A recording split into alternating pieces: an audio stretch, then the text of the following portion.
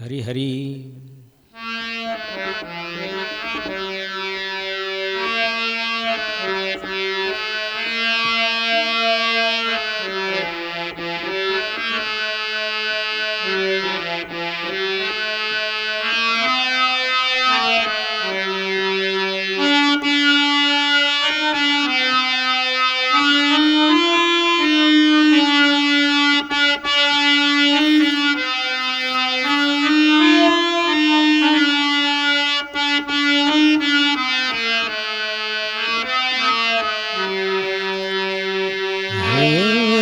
हरे राम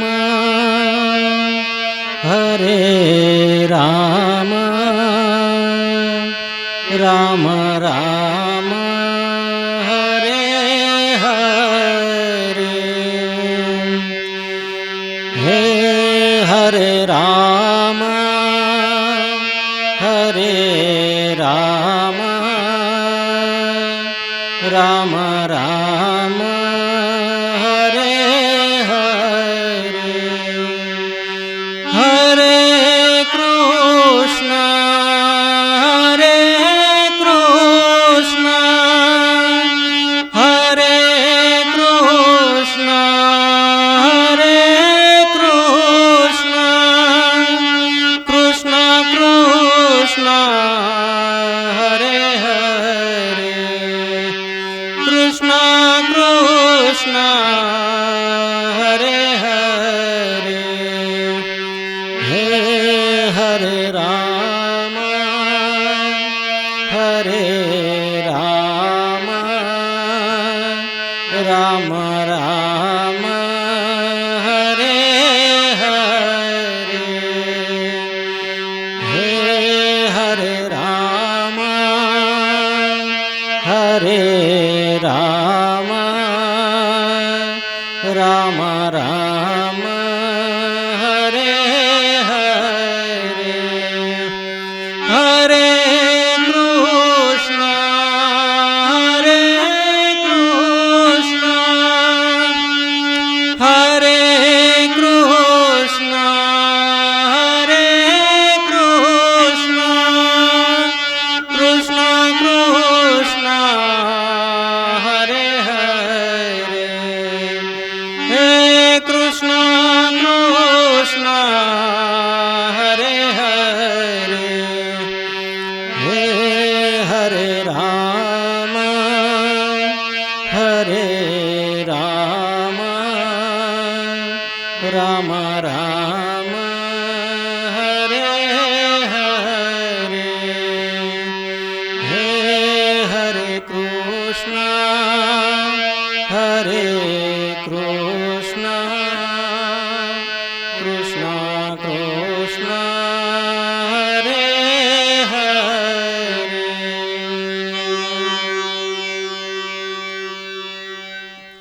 पुंडलीकवरदा हरिविठ्ठल श्री ज्ञानदेव तुकाराम पार्वतीपते हर हर महादेव. सीताकांत स्मरण जय जय राम. श्री गुरु ज्ञानेश्वर महाराज की जय. श्री गुरु ब्रह्मानंद स्वामी की जय. रुक्मिणी रमण गोविंदा ब्रह्मानंदं परमसुखदं केवलं ज्ञानमूर्तिं ब्रह्मातीतं गगनसदृशं तत्त्वमस्यादिलक्ष्यम् एकं नित्यं विमलमचलं सर्वधी साक्षिभूतं भावातीतं त्रिगुणरहितं सद्गुरुं तन्नमामि. विनायकं गुरुं नौमि साखरे नाम विश्रुतं येषां चरणसान्निध्यात् जीवा मुक्ता भवन्ति. साखरे वंशविख्यातं ज्ञानदानपरायणं विनायकं गुरुं वन्दे भवबन्धविमुक्तये. ओम श्री सद्गुरुवर्याय श्रीकृष्णाय प्रस्थानत्रयस्य सुभाष्यकाराय श्री ज्ञानेश्वरी ताम्रपटकाराय साधवे सद्गुरुवे नमः शिवाय. अलंकापुरी सिद्धबेटे शिष्टाय विज्ञानदात्रे साधकोद्धारकाय श्रोत्रिय कृपालवे ब्रह्मनिष्ठाय योगिने सद्गुरुवे नमः शिवाय. अंतकरणशुद्धिं निष्कामेण कर्मणा अंतकरणस्थैर्यं निष्कामया श्रीभक्त्या पामरान् विषयिनश्च साधकां कर्तारं ज्ञानिनः नमस्करोमि सद्गुरुं ज्ञानिनः नमस्करोमि सद्गुरुं श्रीकृष्णं ज्ञानिनः नमस्करोमि सद्गुरुं श्रीकृष्णं गुरुर्विष्णु गुरुर्ब्रह्मा गुरुर्विष्णु गुरुर्देवो महेश्वरा गुरुः साक्षात् परब्रह्म तस्मै श्री गुरुवे नमः तस्मै श्री गुरुवे नमः। ओम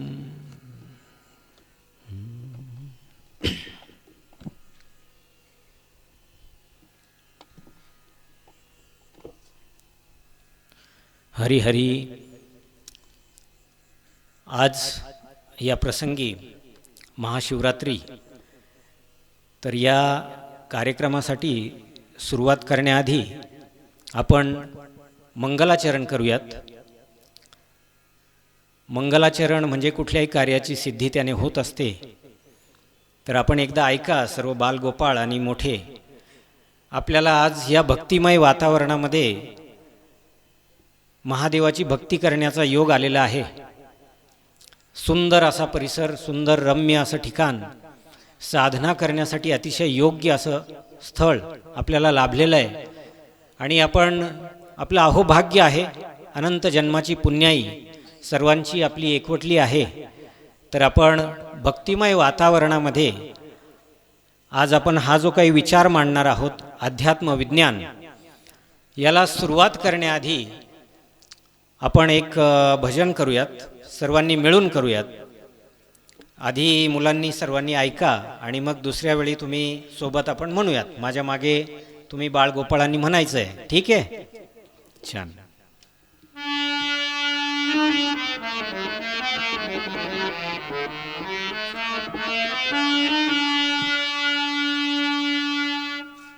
रामकृष्ण।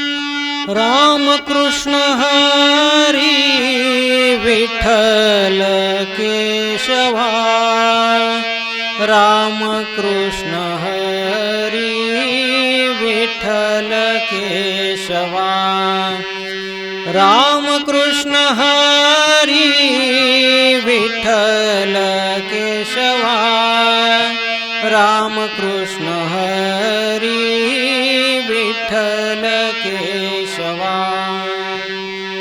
आता मी पुढे म्हणेल, माझ्या मागे तुम्ही म्हणायचं।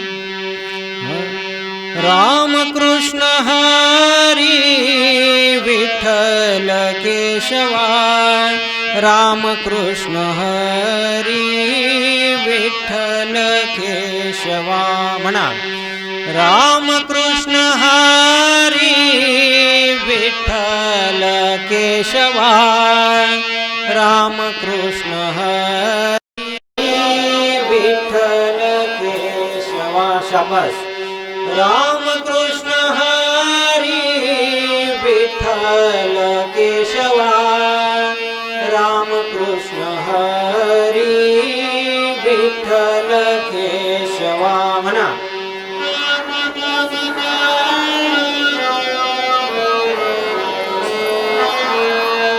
राम कृष्ण हरी विठ्ठल केशवा, राम कृष्ण हरी विठ्ठल केशवा, राम कृष्ण हरी विठ्ठल केशवा। सगळे म्हणा, राम कृष्ण हरी। शाबास। राम कृष्ण हरी विठ्ठल केशवा। पुढच्या पटीत हा, राम कृष्ण हरी विठ्ठल केशवा,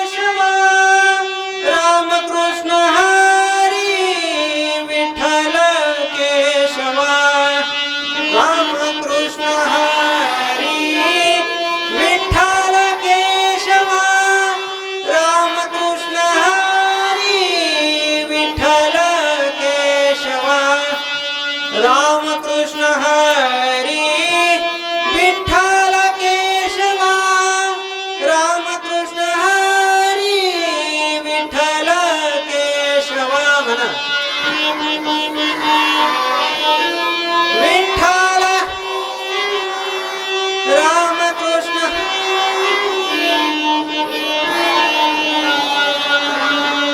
रामकृष्ण हरी विठ्ठल केशवा रामकृष्ण हरी विठ्ठल केशवा म्हणा रामकृष्ण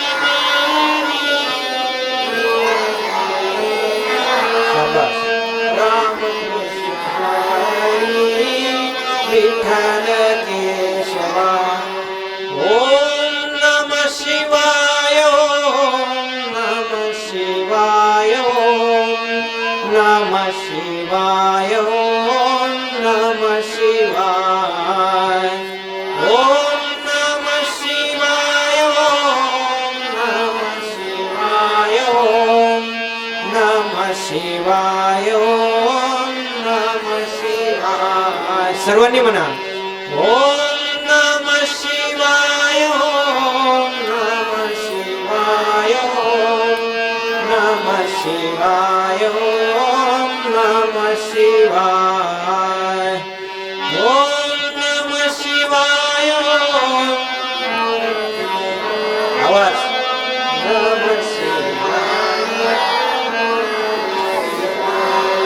हरि ओम हरि ओम हरि ओम हरि ओम हरि ओम हरि ओम हरि हरि ओम म्हणा हरि ओम हरि ओम हरि ओम हरि ओम हरि ओम हरि ओम हरि हरि ओम शिव ओम शिव ओम शिव ओम शिव ओम शिव ओम शिव ओम शिव शिव ओम शिव ओम शिव ओम म्हणा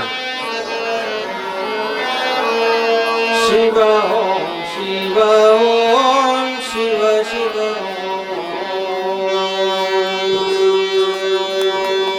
हरी हरी हां रामकृष्ण हरी आता आपण आपले मोबाईल फोन एक विनंती आहे की सायलेंटवरती ठेवा जेणेकरून आपल्या चिंतनामध्ये व्यत्यय येणार नाही असा आपण विचार करूयात आजच्या या मंगल प्रसंगी माझा आवाज शेवटपर्यंत येतोय छान आणि स्क्रीन पण तुम्हाला दिसते हां आता मी जे काही बोलणार आहे ज्याच्यावर आपण चिंतन करणार आहोत तो विषय नेमका कोणता तर तुम्हाला वाचता येतं इथे अध्यात्म विज्ञान म्हणजे विज्ञानाकडून अध्यात्माकडे जाण्याचा हा विषय आहे साधारणतः आपण 1 ते 1.5 तास जसं आपल्याला आयोजक सांगतील त्या पद्धतीने आपण याचं चिंतन करणार आहोत आज आपण परंपरेनुसार कुठल्याही विषयाचं चिंतन मांडत असताना आपल्याकडे म्हणजे वारकरी संप्रदायामध्ये दिलेल्या ज्या काही प्रथा परंपरा नियम आहेत याचं उल्लंघन होणार नाही याचा आपण पुरेपूर प्रयत्न करू तर त्यानुसार वारकरी परंपरेमध्ये किंवा आपल्या संप्रदायामध्ये ज्यावेळी कुठलाही चिंतनाचा विषय असतो तर एक श्लोक भगवद्गीतेचा म्हणा किंवा धर्मग्रंथातली किंवा एखाद्या संत साहित्यातली ओवी घेतली जाते तर आज विषय कोणता घ्यायचा आणि त्याला साजेशी ओवी असायला पाहिजे म्हणून भगवान श्रीकृष्णाने जी काही 7व्या अध्यायामध्ये ज्ञान विज्ञान आणि अज्ञान याबद्दल जे काही चिंतन अर्जुनाला सांगितलेलं आहे त्याच्यावरती आपण थोडासा अनुवाद माझ्या श्रीगुरूंनी जो सांगितला आहे तो आपल्यासमोर ठेवण्याचा मी प्रयत्न करीन आपण समोर बघता आहात की अथ सप्तमोध्याय म्हणजे अध्याय 7वा, आणि ह्या अध्यायाचा विषयच आहे मुळात की ज्ञान विज्ञान योग. श्री भगवानुवाच मय्यासक्तमनः पार्थ योगं युञ्जन्मदाश्रयः असंशयं समग्रं मां यथा ज्ञास्यसि तच्छृणु. ज्ञानं तेहं सविज्ञानं मिदं वक्ष्याम्यशेषतः यज्ञात्वा नेह भूयोऽन्यज् ज्ञातव्यमवशिष्यते. तर ह्या ज्या काही 2 ओव्या आहेत, 2 श्लोक भगवान श्रीकृष्णाने अर्जुनाला सांगितले आहेत. यातल्या पहिल्या श्लोकाचा अर्थ असा आहे, मय्यासक्त मना पार्थ योगम युंजन मदाश्रया. पहिले हा मी आपल्याला सांगितल्याप्रमाणे 7वा अध्याय आहे. पहिल्या 6 अध्यायामध्ये जो काही विषाद योग झाला अर्जुनाला, सर्व आपले आप्तस्वकीय बघितल्याच्या नंतर की मी यांना कसं मारू, हे सगळे माझे आप्तस्वकीय आहेत, भाऊ आहेत, बांधव आहेत, मामा आहेत, काका, गुरु. आणि मग पुढे 2ऱ्या 3ऱ्या अध्यायामध्ये भगवान श्रीकृष्णाने त्यांचं जे काही आहे ते अज्ञान निवारण केलं, त्यांची मनाची तयारी केली की तू जो हा विचार करतोय हा व्यर्थ विचार आहे. आणि असं करत करत ज्यावेळी 6व्या अध्यायापर्यंत भगवान श्रीकृष्ण आले, तोपर्यंत अर्जुनाला योग म्हणजे काय, आपल्या चित्ताची, आपल्या मनाची जी काही निश्चलता आहे आणि त्याचा जो काही निग्रह आहे हा कसा करायचा याबद्दल सर्व सांगितलेलं आहे. आणि त्यामुळे अर्जुनाला भगवान श्रीकृष्ण म्हणतात की तू आत्तापर्यंत काय झालेलं आहे, योगम युंजन मदाश्रय. म्हणजे अर्जुनाला सांगतात ते की जर तुला माझ्याशी एकत्व पावायचं असेल, माझ्याशी सानिध्य ठेवायचं असेल, किंबहुना माझ्या स्वरूपाला प्राप्त व्हायचं असेल, तर तुला काय केलं पाहिजे, मी जे काही आता तुला सांगणार आहे पुढच्या ज्ञान विज्ञान योगानुसार त्याचं श्रवण केलं पाहिजे. तू आधीच 6व्या अध्यायापर्यंत योगाचा अभ्यास केलास किंवा तुझं चित्त निग्रह झालेलं आहे, मन स्थिर झालेलं आहे, म्हणून तू त्याचा अधिकारी आहेस. आणि मयासक्त मना पार्थ योगम युंजन मदाश्रय, त्याचा भावार्थ जो आहे तो भावार्थ शब्दशः आपण आधी बघूयात. त्याच्यात भगवान श्रीकृष्ण म्हणाले की अर्जुना, ज्याचे चित्त माझ्या ठिकाणी आसक्त आहे, मीच ज्याचा आश्रय आहे, असा जो तू योग करीत असता ज्या प्रकाराने संशय न राहता, म्हणजे पूर्णपणे निसंशय होऊन मला पूर्णपणाने जाणशील, म्हणजे भगवानाचं काय स्वरूप आहे, देवाचं काय स्वरूप आहे ते तू पूर्णपणे जाणशील आणि तू त्या पदाला प्राप्त, त्या अवस्थेला प्राप्त होशील. आणि तो प्रकार मी तुला आता सांगणार आहे तो तू ऐक, असं ह्या पहिल्या श्लोकात सांगितलं आहे. आणि 2ऱ्या श्लोकामध्ये असं म्हटलेलं आहे की ज्ञानं तेहं सविज्ञानम, आणि ते जे ज्ञान आहे ते मी तुला विज्ञानासह सांगणार आहे. लक्षात आलं का? भगवान श्रीकृष्ण म्हणतात की हे अर्जुना, मी तुला हे विज्ञानासह ज्ञान पूर्णपणाने सांगतो, आणि जे तू जर समग्र रूपाने जाणलं, ते जर नीट समजून घेतलं, त्याचं आकलन नीट केलं, तर संपादन केल्याच्या नंतर या लोकांमध्ये, म्हणजे या 3 लोकांमध्ये दुसरं जाणायचं काही राहून जात नाही. संपूर्ण ज्ञान तुला प्राप्त झाल्यासारखं होईल.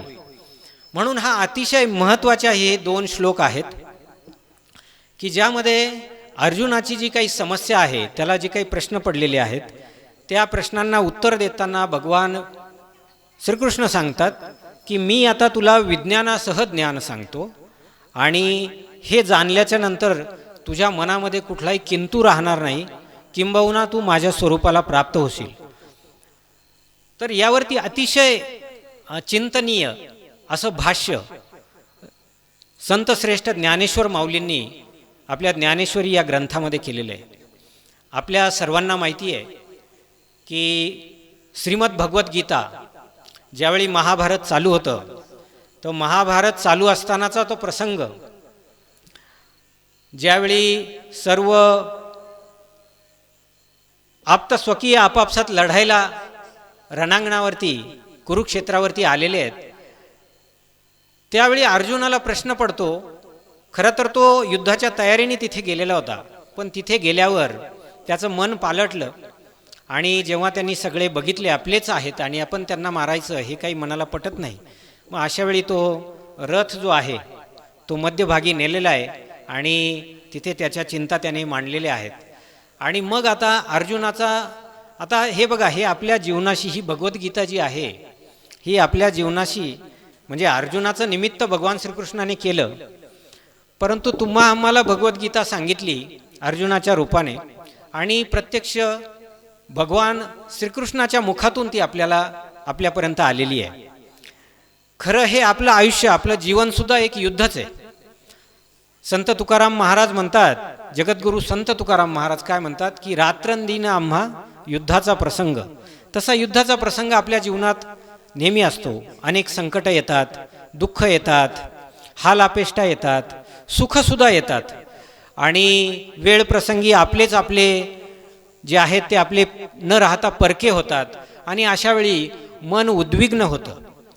महाभारत म्हणजे काही रणांगणातच खेळलं गेलं पाहिजे किंवा त्याच्याच ठिकाणी हा उपदेश आहे असं नाही, आपल्या जीवनातला हा उपदेश आहे. आणि या सर्वांचं सार ज्यावेळी पुढे पुढे अर्जुन जातो त्यावेळी या 7व्या अध्यायावर आल्यावर, या 7व्या अध्यायामध्ये जे काही वर्म आहे संपूर्ण ज्ञानेश्वरीचं, म्हणजे संपूर्ण भगवद्गीतेचं जे काही वर्म आहे त्या 7व्या अध्यायामध्ये सांगितलेलं आहे. त्यामुळे मी या प्रसंगी हा विषय घेतलेला आहे. आणि जसं आपल्याला माहिती आहे की भगवान श्रीकृष्णाने अर्जुनाला भगवद्गीता सांगितली, परंतु पुढे जाऊन अनेक वर्षानंतर ज्यावेळी हे संस्कृतमधलं ज्ञान आहे ते आम्हाला समजत नव्हतं, मग भगवान श्री विष्णूचा जो अवतार झाला संतश्रेष्ठ ज्ञानेश्वर माऊली, तर त्यांनी ज्ञानेश्वरी ही टीका रचली. ज्ञानेश्वरी म्हणजे दुसरं तिसरं काही नाही आहे, सोप्या भाषेमध्ये आपल्याला कळेल अशा भाषेमध्ये, मराठी भाषेमध्ये भगवद्गीता आपल्याला सांगितली आहे, समजून सांगितली आहे. आणि अतिशय चिंतनीय अशा 9 ओव्या ज्या आहेत त्या 9 ओव्या ज्ञानेश्वरीमध्ये आपल्या माऊलींनी लिहून ठेवल्या आहेत. त्या बघा काय म्हणतायत. ऐका मग तो श्री अनंतू, पार्था ते असे म्हणतू, पैगा तू योगयुक्तो जालासी आता. भगवान श्रीकृष्ण पार्थाला म्हणजे अर्जुनाला म्हणतायत की आता तू ऐक. काय ऐक, तर तू योगयुक्त झालेला आहेस आणि म्हणून मी आता तुला जे सांगतोय ते तू शांत मन देऊन ऐक. मज समग्राते जानसी ऐसे, आपुलिया तळहातीचे रत्न जैसे, तुझ ज्ञान सांगेन तैसे विज्ञानेसी. यामधल्या शब्दांवर आपण लक्ष दिलं तर यामध्ये ज्ञान विज्ञान असा शब्द आलेला आहे.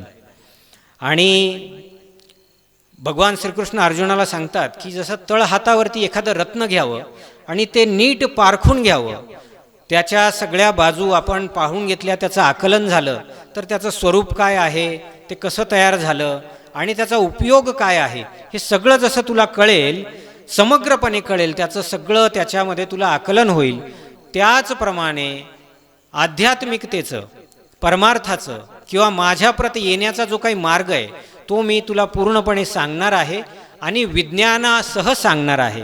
तुझं ज्ञान सांगेन तैसे विज्ञानेसी, विज्ञानासह ज्ञान सांगणार आहे. एथ विज्ञाने काय करावे, पुढे ऐका. एथ विज्ञाने काय करावे, ऐसे घेसी जरी मनोभावे, तरी पै आधी जाणावे तेची लागे. इथे भगवान श्रीकृष्णांनी स्वतः एक प्रश्न तयार केला आहे की अर्जुना, तुझ्या मनामध्ये असा प्रश्न येईल की जर ज्ञान सांगायचं आहे तर ज्ञान सांगताना ना विज्ञानाचा काय विषय आला. जर तुला ज्ञानाबद्दलच मला माहिती द्यायची आहे तर तिथे विज्ञानाचा काय उपयोग, असा तुझ्या मनामध्ये प्रश्न येईल. परंतु तसं नाही आहे. ज्ञान समजून घेण्यासाठी आधी विज्ञान समजलं पाहिजे असं भगवान श्रीकृष्ण अर्जुनाला इथे सांगताय. तरी पै आधी जाणावे तेची लागे, म्हणजे तुला आधी तेच समजून घ्यावं लागेल. आधी विज्ञान समजलं तरच ज्ञान समजेल असं भगवान श्रीकृष्ण ठासून इथे अर्जुनाला सांगतायत. हा फार महत्त्वाचा विषय. मग ज्ञानाची ये वेळे झाकती जाणीवेचे डोळे, जैसे तिरी नावन ढळे टेकली साती. या 9 ओव्या आहेत. यामध्ये 4थ्या क्रमांकाची ही जी ओवी आहे त्यात काय सांगतायत की एकदा तुला ज्ञान झालं की तिथे एकदा तुला ज्ञान झालं की त्या ज्ञानानंतर तुझी वृत्ती जी आहे ती विचलित होणार नाही. तुझ्या वृत्ती ज्ञान जे आहे किंवा तुझ्या ज्या वृत्ती आहे तिथपर्यंत जाणार नाही, कारण तुला पुरेसं ज्ञान झालेलं आहे. आणि त्यासाठी एक दृष्टांत त्यांनी दिलेला आहे की जैसी तिरी नाव न ढळे टेकिली सांती.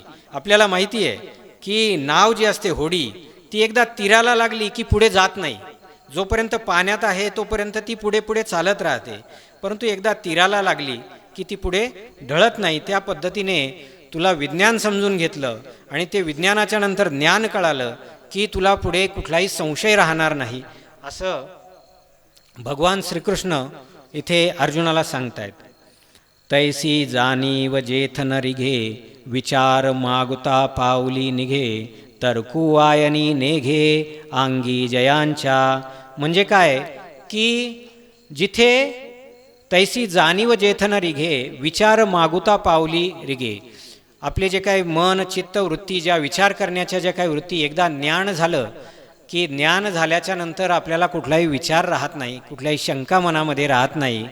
आणि तर्क, काही लोक तर्क करतात हे असंच असेल का तसंच असेल का, या गोष्टीला सुद्धा कुठली संधी राहणार नाही. अर्जुना तया नाव ज्ञान.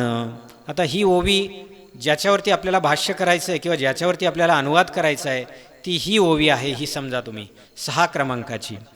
अर्जुना तया नाव ज्ञान येर प्रपंचू हे विज्ञान, तेथ सत्यबुद्धी ते अज्ञान हेची जाण. अर्जुनाला सांगतात भगवान श्रीकृष्ण की हे अर्जुना, त्यालाच ज्ञान असे म्हणतात. ही जी काही स्थिती आहे त्याला ज्ञान म्हणतात. आणि त्या व्यतिरिक्त जे काही आहे ते सगळं काय आहे, विज्ञान आहे असं तेच म्हणतायत. येर प्रपंचू हे विज्ञान, म्हणजे त्या व्यतिरिक्त ज्ञानाव्यतिरिक्त जे काही उरलेलं आहे ते विज्ञान आहे. तेथ सत्यबुद्धी ते अज्ञान. आणि त्या विज्ञानावर जर आपण सत्यबुद्धी ठेवली तर ते मात्र अज्ञान आहे. इथे 3 व्याख्या झालेल्या आहेत बघा. ज्ञानाची व्याख्या झालेली आहे, विज्ञानाची व्याख्या झालेली आहे आणि अज्ञानाची व्याख्या जी आहे ती माऊलींनी इथे केलेली आहे की अर्जुना तया नाव ज्ञान. जेव्हा आपण निसंशय होतो, चित्तवृत्ती स्थिर होते, आत्ममग्न होतो आणि आपण त्या स्थितीला प्राप्त होतो, तिथे कुठलेही विचार नसतात, कुठलेही आपल्याला राग द्वेष जे षड्रिपू आपल्याला आहेत ते नसतात. आपण पूर्ण महादेवमय झालेलो असतो त्यावेळी. आणि त्याच्या व्यतिरिक्त जे काही आहे, जो काही सगळा प्रपंच उठ बस असेल, कार्यकारण जे असेल ते विज्ञान आहे. आणि त्या विज्ञानावर जर तू सत्यत्व बुद्धी ठेवली, म्हणजे तेच जर सत्य वाटायला लागलं तर मात्र ते अज्ञान आहे असं इथे सांगितलेलं आहे. आणि आता 7वी ओवी जी आहे, आता अज्ञान अवगे हरपे विज्ञान निशेष करपे, आणि ज्ञान ते स्वरूपे होऊनी जाईजे. म्हणजे आता काय होतं की एकदा अज्ञान गेलं की विज्ञानसुद्धा तिथे बाद होतो, अज्ञानाचाही बाद होतो. म्हणजे अज्ञानाचा विनाश होतो. अज्ञान तर ज्ञानामध्ये लय होतो, परंतु विज्ञानसुद्धा काय होतं, बाद होतो. आणि ज्ञान ते स्वरूपे, आणि मग आपल्याला स्वस्वरूपाचं ज्ञान होतं.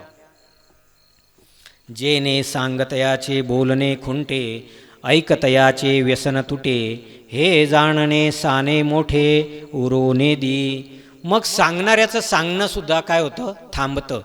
आणि ऐकणाऱ्याचं ऐकणंसुद्धा, त्याचा जो ऐकण्याचा छंद आहे, श्रोतेवर्गांना जे काही ऐकायचं असतं त्या ज्ञानाबद्दल विज्ञानाबद्दल, ते सुद्धा थांबतं. किंवा ज्या क्षणी आपल्याला ज्ञान होतं. हे जाणणे साने मोठे उरो नेदी. साने म्हणजे लहान, तर हा लहान तो मोठा, हा ह्या वर्णाचा तो त्या वर्णाचा, किंवा ह्या धर्माचा त्या देशाचा, छोटा मोठा काळा गोरा, हे जे काही भेदाभेद आहे हे सगळे संपतात. उरो नेदी म्हणजे राहत नाहीत. कधी, ज्ञानाच्या स्थितीला. ऐसे वर्मजे गूढ ते किजेल वाक्यारूढ, जेने थोडे न पुरे कोड, बहुत मनीचे. मग शेवटी ज्ञानेश्वर माऊली काय म्हणतायत की भगवान श्रीकृष्णांना अर्जुनाला असं सांगायचं आहे की एकदा हे वर्म तुला कळालं, हे सगळ्या ज्ञानाचं काय आहे, वर्म आहे, आणि हे वर्म जर तुला कळालं तर तुला ज्ञान प्राप्त होईल. आणि ते कळावं म्हणून ते वर्म मी आता काय करतोय, शब्दारूढ करतोय, वाक्यारूढ करतोय, म्हणजे शब्दामध्ये मांडतोय, जेणेकरून ते तुला समजेल. आणि मग ते एकदा समजल्याच्या नंतर तुझ्या मनातल्या सर्व इच्छा पूर्ण होतील. असा एक धावता भावार्थ आपल्या ह्या ओव्यांचा आपण केलेला आहे. आणि आता प्रत्यक्ष चिंतनाकडे आपण जाऊयात.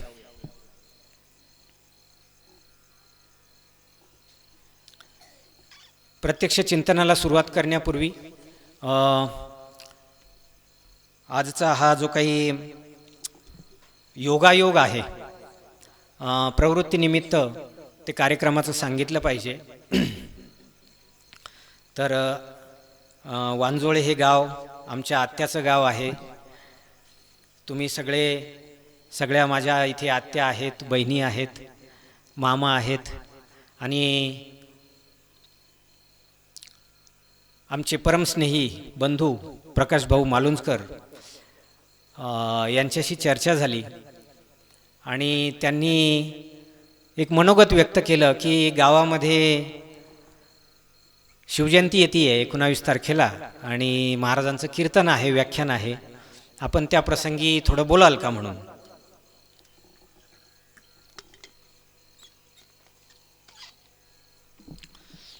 मग त्यावेळी मी त्यांना असं म्हटलं की शिवजयंती हा छत्रपती शिवाजी महाराजांचा शौर्य दिन म्हणून आपण त्या दिवशी वातावरण जरा वेगळं असतं आणि थोडं भक्तिमय, आणि त्या भक्तीतून ज्ञान, आणि त्या ज्ञानाबरोबर जे विज्ञानातून ज्ञानाकडे कसं जायचं यावरती आपल्याला काही जर आध्यात्मिक पद्धतीने चिंतन करता आलं, गावातली जी काही ज्येष्ठ श्रेष्ठ मंडळी आहे त्यांचाही आशीर्वाद मिळेल.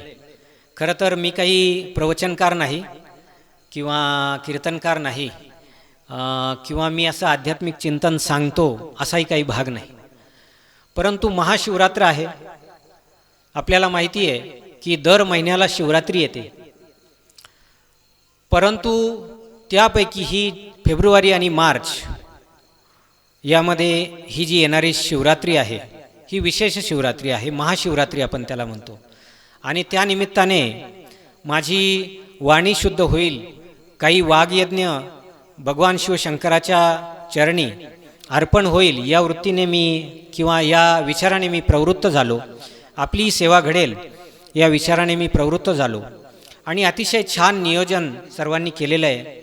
हे बालगोपाळ सगळे विद्यार्थी आम्ही 26 जानेवारीच्या कार्यक्रमाला आपल्या सरांनी बोलवलं होतं. सर आहेत, मॅडम आहेत, अतिशय छान दाम्पत्य आपल्या मुलांवरती संस्कार करण्यासाठी इथे आहे. आणि म्हणून ही सगळी मुहूर्तमेढ, त्यामध्ये काही जर शब्दांचं देवाणघेवाण काही शिकता आलं, काही सांगता आलं तर फार चांगलं होईल या विचाराने आज आपण ह्या सेवेला प्रवृत्त झालो आहे. आपण सर्व मोठ्या संख्येने इथे आलेले आहात. मला आपले शतशः धन्यवाद की, आणि मी तुमचा एक बालक आहे त्यामुळे जर काही चुकलं तर आपण मला क्षमा करावी, आणि होईल तशी यथामती आपण आज ही सेवा भगवान शिवशंकरांच्या चरणी अर्पण करण्याचा प्रयत्न करूयात. यामध्ये बघा की अध्यात्म विज्ञान, विज्ञानाकडून अध्यात्माकडे असा हा विषय आहे. मी ह्या वांजोळे गावामध्ये शिकलो 4थी पर्यंत. आमच्या आत्याच्या घरी इथे शेजारीच घर आहे, आपल्याला माहिती आहे. हरिभक्तपरायण श्री माधवराव दोंडीराम महाले हे माझे मामा, आणि त्यांच्याकडे मी 4थी पर्यंत इथे होतो. त्यावेळी ह्या निसर्गरम्य वातावरणामध्ये माझं बालपण गेलं. अतिशय छान. त्यावेळी गाई गुरं मोठ्या प्रमाणात होती, आता बरंचसं प्रमाण कमी झालं आहे. झाडं झुडपं अतिशय छान. आणि त्यामुळे शाळेत तर मी शिकलोच, परंतु शाळेपेक्षा ह्या परिसरामध्ये ज्या निसर्गाने मला भरपूर काही शिकवलं. एक आपण म्हणतो ना, लहानपणी बालमन जे आहे ते माझं जागृत झालं याच्यामध्ये. आणि गावाने भरपूर प्रेम केलं, सर्वांनी प्रेम केलं. आणि हे सगळ्या प्रेमाची, ही ज्ञानाची शिदोरी घेऊन मी पुढे विद्याप्रशाला तळेगाव अंजनेरी या गावात गेलो. आणि तिथे माझं 5वी ते 10वीपर्यंतचं शिक्षण झालं. तिथे मला विज्ञानाची आवड लागली.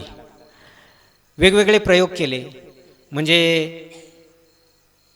गाईचं जे शेण असतं त्या शेणापासून घड्याळ कसं चालू करता येईल, किंवा आपला जो दिवा असतो, आपण दिवा लावतो, रॉकेलचा असेल त्यावेळी रॉकेलचे दिवे होते, तर त्याची जे त्याला जो कार्बन, त्याला आपण म्हणतो काजळी येते, तर ती कमी कशी होईल याच्यासाठी सायकलच्या टायरची हवा त्याच्यामध्ये टाकली.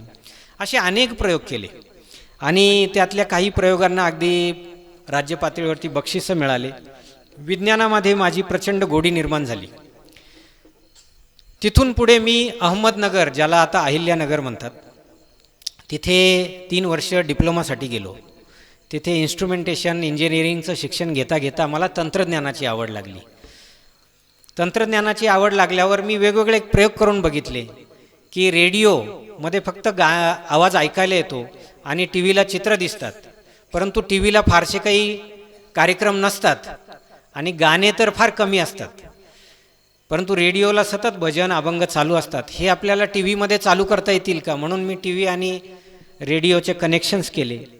त्याच्यामध्ये टी व्हीचाही बार झाला, स्फोट झाला, आणि रेडिओचाही स्फोट झाला. असे वेगवेगळे प्रयोग भरपूर झाले. त्यातच मला कम्प्युटरची आवड लागली, एक तंत्रज्ञानाची आवड लागली, हे मला सांगायचं. हे करता करता पुढे पुणे विद्यापीठामध्ये मॅनेजमेंट, व्यवस्थापनाचे काही शिक्षण घेता आलं. आणि काही संशोधन करा, विज्ञानाचे प्रयोग करा, हे करता करता मला अमेरिकेमध्ये बोलावणं आलं. अमेरिकेमध्ये मी गेलो, तिथे काही वर्ष शिकलो. हे शिकत असताना मला बघा, ज्यावेळी आपण आपलं घर गाव सोडून बाहेर जातो, परक्या राज्यात, परक्या देशात म्हणा, तर त्यावेळी आपले जे काही संस्कार आहेत, आपली जी काही आठवण आहे, प्रेम आहे, हे सगळं जागृत होतं. मला अमेरिकेत गेल्याच्या नंतर वांजोळ्याची आठवण आली, मला तुमच्या प्रेमाची मला आठवण आली, माझ्या शिक्षकांची मला आठवण आली, तळेगावच्या शाळेची आठवण आली, अहिल्यानगरच्या त्या पॉलिटेक्निकची म्हणजे तंत्रज्ञान शिक्षणाची किंवा पुणे विद्यापीठाची आठवण आली. आणि तिथे शिकत असताना मला काही गोष्टी ज्या जाणवल्या, त्यामध्ये असं जाणवलं की अध्यात्म जे आहे, हे अध्यात्म शिक्षण हे सगळ्यांचं मूळ आहे. ज्या काही परदेशामध्ये जे विकसित राष्ट्र आहे तिथे जे शिकवलं जातं, हे जास्तीत जास्त विज्ञानाच्या अंगाने शिकवलं जातं. आणि म्हणून, परंतु ह्या विज्ञानाचं जे मूळ आहे हे सगळं अध्यात्म आहे, ज्याला आपण ज्ञान म्हणतो, शुद्ध ज्ञान ते आहे. आणि मग तिथे शिक्षण पूर्ण केल्याच्या नंतर मी पुन्हा आळंदीमध्ये आलो. आळंदीमध्ये आल्यावर तुम्हाला सांगायला आवडेल मला की मी ज्यांच्या आज्ञेने अमेरिकेत गेलो ते डॉक्टर विजय भटकर सर. हे डॉक्टर विजय भटकर सर म्हणजे कोण? तर आज तुमच्या माझ्या हातामध्ये जो काही मोबाईल फोन आहे, या मोबाईल फोन म्हणजे हे कम्प्युटर, जो कम्प्युटर असतो त्या कम्प्युटरचं छोटं रूप म्हणजे मोबाईल फोन आहे. तर ज्यावेळी आपला देश स्वतंत्र झाला, अमेरिकेच्या आपल्या इंग्रजांच्या ताब्यातून, इंग्लंडच्या ताब्यातून आपला देश स्वतंत्र झाल्यावर पुढे काही पंडित नेहरू, त्यानंतर इंदिरा गांधी, त्यानंतर राजीव गांधी आपले पंतप्रधान झाले. आणि अमेरिकेने कम्प्युटरचा शोध लावला. हे कम्प्युटर आपल्या देशाला मिळावं म्हणून राजीव गांधी पंतप्रधान होते त्यावेळचे, त्यांनी भरपूर प्रयत्न केले, परंतु अमेरिकेने आपल्याला कम्प्युटर द्यायचा नाही, तो आम्ही आमच्यासाठी बनवला आहे म्हणून आपल्याला तो नाकारला. त्यावेळी तिथे अतिशय तरुण मुलगा एक त्यांच्या टीममध्ये होता, ते म्हणजे डॉक्टर विजय भटकर. त्यांनी सांगितलं राजीव गांधींना की सर, आपण चिंता करू नका, आपण स्वतः आपला कम्प्युटर बनवू, आपला संगणक आपण स्वतः बनवू. आणि राजीव गांधींनी त्यांना प्रश्न विचारला की तुम्ही संगणक बघितला आहे का म्हणे, कम्प्युटर बघितला आहे का? ते म्हणे मी बघितला नाही, पण पुस्तकात पाहिलेलं आहे चित्र म्हणे त्याला बनवायला किती खर्च येईल? तर त्यांनी सांगितलं मला खर्च माहीत नाही किती बनवायला येईल, परंतु अमेरिका जेवढा पैसा आपल्याकडे मागेल त्यापेक्षा निश्चित कमी खर्च येईल. आणि संपूर्ण भारतात कम्प्युटर देता येईल एवढ्या त्या खर्चामध्ये सगळ्या देशाचं काम त्या खर्चामध्ये होईल, जेवढा पैसा तुम्ही अमेरिकेला देऊ करता. म्हणे याला वेळ किती लागेल? तर त्यावेळी त्यांनी सांगितलं की जेवढी त्यांची विनवणी आपल्याला करावं लागेल आणि मग ते आपल्याला कम्प्युटर पाठवतील, तर त्यापेक्षा निश्चित कमी वेळामध्ये आपला कम्प्युटर आपण बनवू शकतो. हे डॉक्टर विजय भटकर सर यांचं वाक्य आहे. आणि नंतर जेव्हा त्यांची एक बघा मुलाखत घेतली गेली, त्यावेळी त्यांना विचारलं की तुम्ही कोणत्या विश्वासावर, कोणत्या हिमतीने, कोणत्या आत्मविश्वासाने तुम्ही हे सांगितलं की तुम्ही कम्प्युटर बघितला नाही, तुम्हाला खर्च माहीत नाही, कसा बनवायचा, कसं सांगितलं? तर त्यांचं उत्तर असं होतं की म्हणे माझ्यावर जे संस्कार झालेले आहेत, माझ्या कुटुंबाने, माझ्या देशाने माझ्यावर जे संस्कार केलेले, तो संस्कार आहे आत्मसन्मानाचा, की आत्मसन्मानाने आपल्याला जगता आलं पाहिजे. कोणी आपल्याला नाकारत असेल तर तो अपमान आपण सहन न करता आपण आपल्या आत्मसन्मानाने जागलं पाहिजे.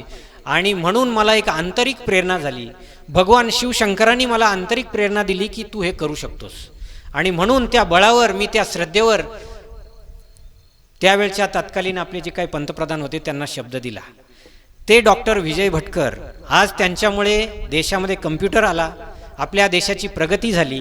आणि आज तुमच्या माझ्या हातामध्ये, आपल्या घराघरामध्ये कम्प्युटर, टेलिव्हिजन जे काही आलेलं आहे, हे डॉक्टर विजय भटकरांनी आलेलं आहे. मी खूप भाग्यवान आहे की मी त्यांचा शिष्य आहे. आणि त्यामुळे त्यांच्याकडे अनेक वर्ष, गेली 20 वर्षापासून मी त्यांच्या आशीर्वादाने बऱ्याचशा गोष्टी शिकतोय. त्यांच्या छत्रछायेखाली मला जे काय अभ्यास करता येईल तो मी करतोय. त्यांच्याच आज्ञेने मी अमेरिकेत गेलो. अमेरिकेतून आल्यावर थेट त्यांच्याकडे गेलो. त्यांना विचारलं की आता पुढे काय करायचं? तर त्यांनी सांगितलं आता तुम्ही आळंदीला जा. मग मी आळंदीला गेलो. तिथे तुम्हाला डॉक्टर श्री किसन महाराज साखरे भेटतील असं त्यांनी मला सांगितलं. मी डॉक्टर किसन महाराज साखरे यांच्याकडे गेलो. आपण जी आज ज्ञानेश्वरी बघतो ना, ही ज्ञानेश्वरी जी तुमच्या माझ्या घरामध्ये आलेली आहे, 400 वर्षाची परंपरा आहे. आणि आपल्यापर्यंत जी ज्ञानेश्वरी परंपरेने आली, ही साखरे संप्रदायाने आणलेली आहे. आणि त्या संप्रदायाचे जे काही आद्य शंकराचार्य, आद्य साखरे महाराज होते, त्यांचे शिष्य नाना महाराज, नंतर तात्या महाराज, दादा महाराज, आणि आता हे जे आमचे ज्यांचा मी विधिवत अनुग्रहित आहे ते डॉक्टर किसन महाराज साखरे यांच्याकडे मी गेलो. महाराजांनी मला, डॉक्टर विजय भटकर सरांनी कशासाठी मला त्यांच्याकडे पाठवलं मला बिलकुल माहीत नव्हतं. मी गेलो, त्यांना नमस्कार केला. आणि नमस्कार केल्याच्या नंतर ऐका की नमस्कार केल्याच्या नंतर त्यांनी मला एक प्रश्न केला की तू कोण? त्यांनी मला विचारलं तू कोण? ते आहोजाहो घालतात. त्यांनी मला विचारलं तुम्ही कोण? परंतु मी माझ्या भाषेत सांगतोय की त्यांनी मला विचारलं तू कोण? तर त्यावेळी मी सांगितलं की मी सुनील शिवाजी खांड बहाले. मला महाराज म्हटले हे तुमचं नाव झालं, तुम्ही कोण? मग मला प्रश्न पडला की मग मी सांगितलं की मी इंजिनियर आहे. मग ते म्हणे हा तुमचा पेशा झाला, ही तुमची नोकरी झाली, तुमचं शिक्षण झालं, तुम्ही कोण? मग मला एकदम शॉक बसला. म्हणजे डोक्याला झिंझिने आल्या की ज्या अर्थी मी माझं नाव सांगितलं, माझा पेशा सांगितला, माझं शिक्षण सांगितलं, तरी ह्या थोर महात्म्याचं जर समाधान होत नसेल तर याच्या मागे काहीतरी गूढ असलं पाहिजे. आणि म्हणून मी त्यांच्या चरणी नतमस्तक झालो, ते डॉक्टर श्री किसन महाराज साखरे. आणि मी त्यांना अशी विनवणी केली की महाराज, इथून पुढे माझी बुद्धी कुंठित झाली, मी कोण मला सांगता येत नाही. जे काही मला ज्ञात होतं ते मी तुम्हाला सांगितलं, त्यात तुमचं समाधान होत नाही, तर आता मला तुम्हीच सांगा की मी कोण. आणि मग तिथून पुढे आमचं जवळजवळ 2-2.5 वर्ष महाराजांनी सकाळ संध्याकाळ मला जो काही वार्तालाप झाला, जे आमच्या काही चर्चा झाल्या, किंवा जे प्रश्न मी त्यांना केले, त्यांनी मला जे काही उत्तरं सांगितले, तर ते काही विज्ञान आणि ज्ञान आहे, त्याचा जो काही परिपाक आहे. दररोज मी त्यांच्याजवळ सकाळ दुपार संध्याकाळ जात असे. जी काही टिपणं ते सांगतात ते लिहून घेत असे. मला कळलं आहे की नाही याची खात्री त्यांच्याकडून करून घेत असे. आणि ते सगळं झाल्याच्या नंतर मी माझ्या वहीमध्ये त्याची नोंद टिपणं सगळं करत असे. हे करता करता 2-2.5 वर्षानंतर जे काही माझ्याकडे अभ्यास तयार झाला, जे काही संग्रह तयार झाला, तो मी शेवटी महाराजांना दाखवला की हे मला असं समजल्यासारखं वाटतं आहे. तर महाराजांनी त्यावेळी अतिशय प्रसन्न झाले ते, आणि त्यांनी मला त्यांच्या शब्दात जे काही सांगायचं होतं ते सांगितलं. आणि एक प्रकारे मी आज्ञा समजतो की गुरु आज्ञा आहे. त्यांनी सांगितल्याप्रमाणे हे कार्य किंवा ही जी माहिती आहे, हे जे ज्ञान आहे, हे पुढे पोचवलं गेलं पाहिजे. यासाठी त्यांचं जे काही मनोगत होतं, त्या मनोगताने प्रेरित होऊन त्यांची तीच गुरु आज्ञा समजून हा विषय आता पुढे चालू झालेला आहे. शहरामध्ये वेगवेगळ्या ठिकाणी किंवा इंटरनेटवर ऑनलाईन सांगण्याचा प्रयत्न अधूनमधून होत असतो. तो एक वेगळा वर्ग असतो. परंतु आज ग्रामीण भागामध्ये, विशेषतः आपल्या ह्या गावामध्ये, जिथे अतिशय लहान बाळापासून तर आबालवृद्धांपर्यंत म्हणजे वेगवेगळा श्रोतावर्ग आहे, त्यांना हे सगळं कसं सांगावं हे मोठं दिव्यच आहे. कारण एका वर्गाला सांगणं, एका सगळ्या शिक्षकांना एखादी गोष्ट सांगणं सोपं असतं, एखाद्या वर्गाला सांगणं सोपं असतं. परंतु जिथे सगळेच आहेत, बालगोपाळ, अगदी त्यांनाही पटलं पाहिजे, आपल्यालाही ते लक्षात आलं पाहिजे किंवा तुम्ही त्यातनं तुमचं समाधान झालं पाहिजे, या सगळ्याची सांगड घालणं थोडं दिव्य आहे, शिवधनुष्य आहे. परंतु माझी अशी धारणा आहे की भगवान शिवशंकर यांचे आपण सर्व भक्त आहोत. मला ते प्रेरणा देतील. इथून पुढे जे काही मी बोलणार आहे हे सर्व त्यांच्या अनुग्रहाने, त्यांच्या आशीर्वादाने बोलणार आहे. त्यामुळे जे काही शास्त्रसंवादी आहे हे त्यांनी करून घ्यायचं आहे आणि त्यानुसार आपण विषयाला सुरुवात करूयात. आता हे मी सांगत असताना, हा जो विषय आपला आहे ज्ञान विज्ञानाचा, तो सांगत असताना बघा, एक धारणा आहे, आपण 21व्या शतकामध्ये आता जगतो आहोत. जुना एक काळ होता. आपण जर मानवाची उत्क्रांती बघितली तर आपण जंगलातून आपण पाण्यातून जमिनीवर आलो, जमिनीतून जंगलात वावर झाला, प्राणी पशु पक्षी किंवा वनस्पती कंदमुळे खाऊन आपण जगत होतो. त्यानंतर मानवाला अग्नीचा शोध लागला. अग्नीचा शोध लागल्यावर तेच जे काही प्राणी पशु पक्षी कीटक वनस्पती जे आहे ते अन्न शिजवून किंवा ते अग्नीद्वारे त्याचं हे करून आपण खाऊ लागलो. नंतर आपल्याला भाषा अवगत झाली, एकमेकाशी संवाद करायला लागलो. त्यातूनच आपण शेती करायला लागलो. शेतीसाठी मनुष्यबळ कमी पडायला लागलं म्हणून आपण शेतीसाठी मनुष्यबळ कमी पडायला लागलं म्हणून आपण प्राण्यांची मदत घ्यायला लागलो. मग आपण जनावरं पाळायला लागलो. त्यातून आपल्याला यंत्राची गरज पडायला लागली की पशुपक्षीसुद्धा कमी व्हायला लागले, प्राणी कमी व्हायला लागले किंवा त्यांना तितका असा त्रास नको म्हणून यंत्राची निर्मिती झाली. विज्ञानाने प्रगती केली. आज तुमच्या माझ्या घरी, सगळ्यांच्या घरी काय आहे, ती वेगवेगळे यंत्र आहे. आपण आज शेतीसुद्धा यांत्रिकी पद्धतीने करतो. शेतीला सुद्धा मनुष्यबळ मिळत नाही. तर आपण थोडक्यात काय, आणि मोबाईल, कम्प्युटर, टी व्ही, अगदी दिल्ली किंवा चंद्रावर जे काही चाललं आहे ते सुद्धा आपल्याला, अंतराळात जे चाललं आहे ते आपल्याला आपल्या स्क्रीनवर दिसतं. थोडक्यात आपण 21व्या शतकामध्ये विज्ञान या युगामध्ये आपण वागत आहोत.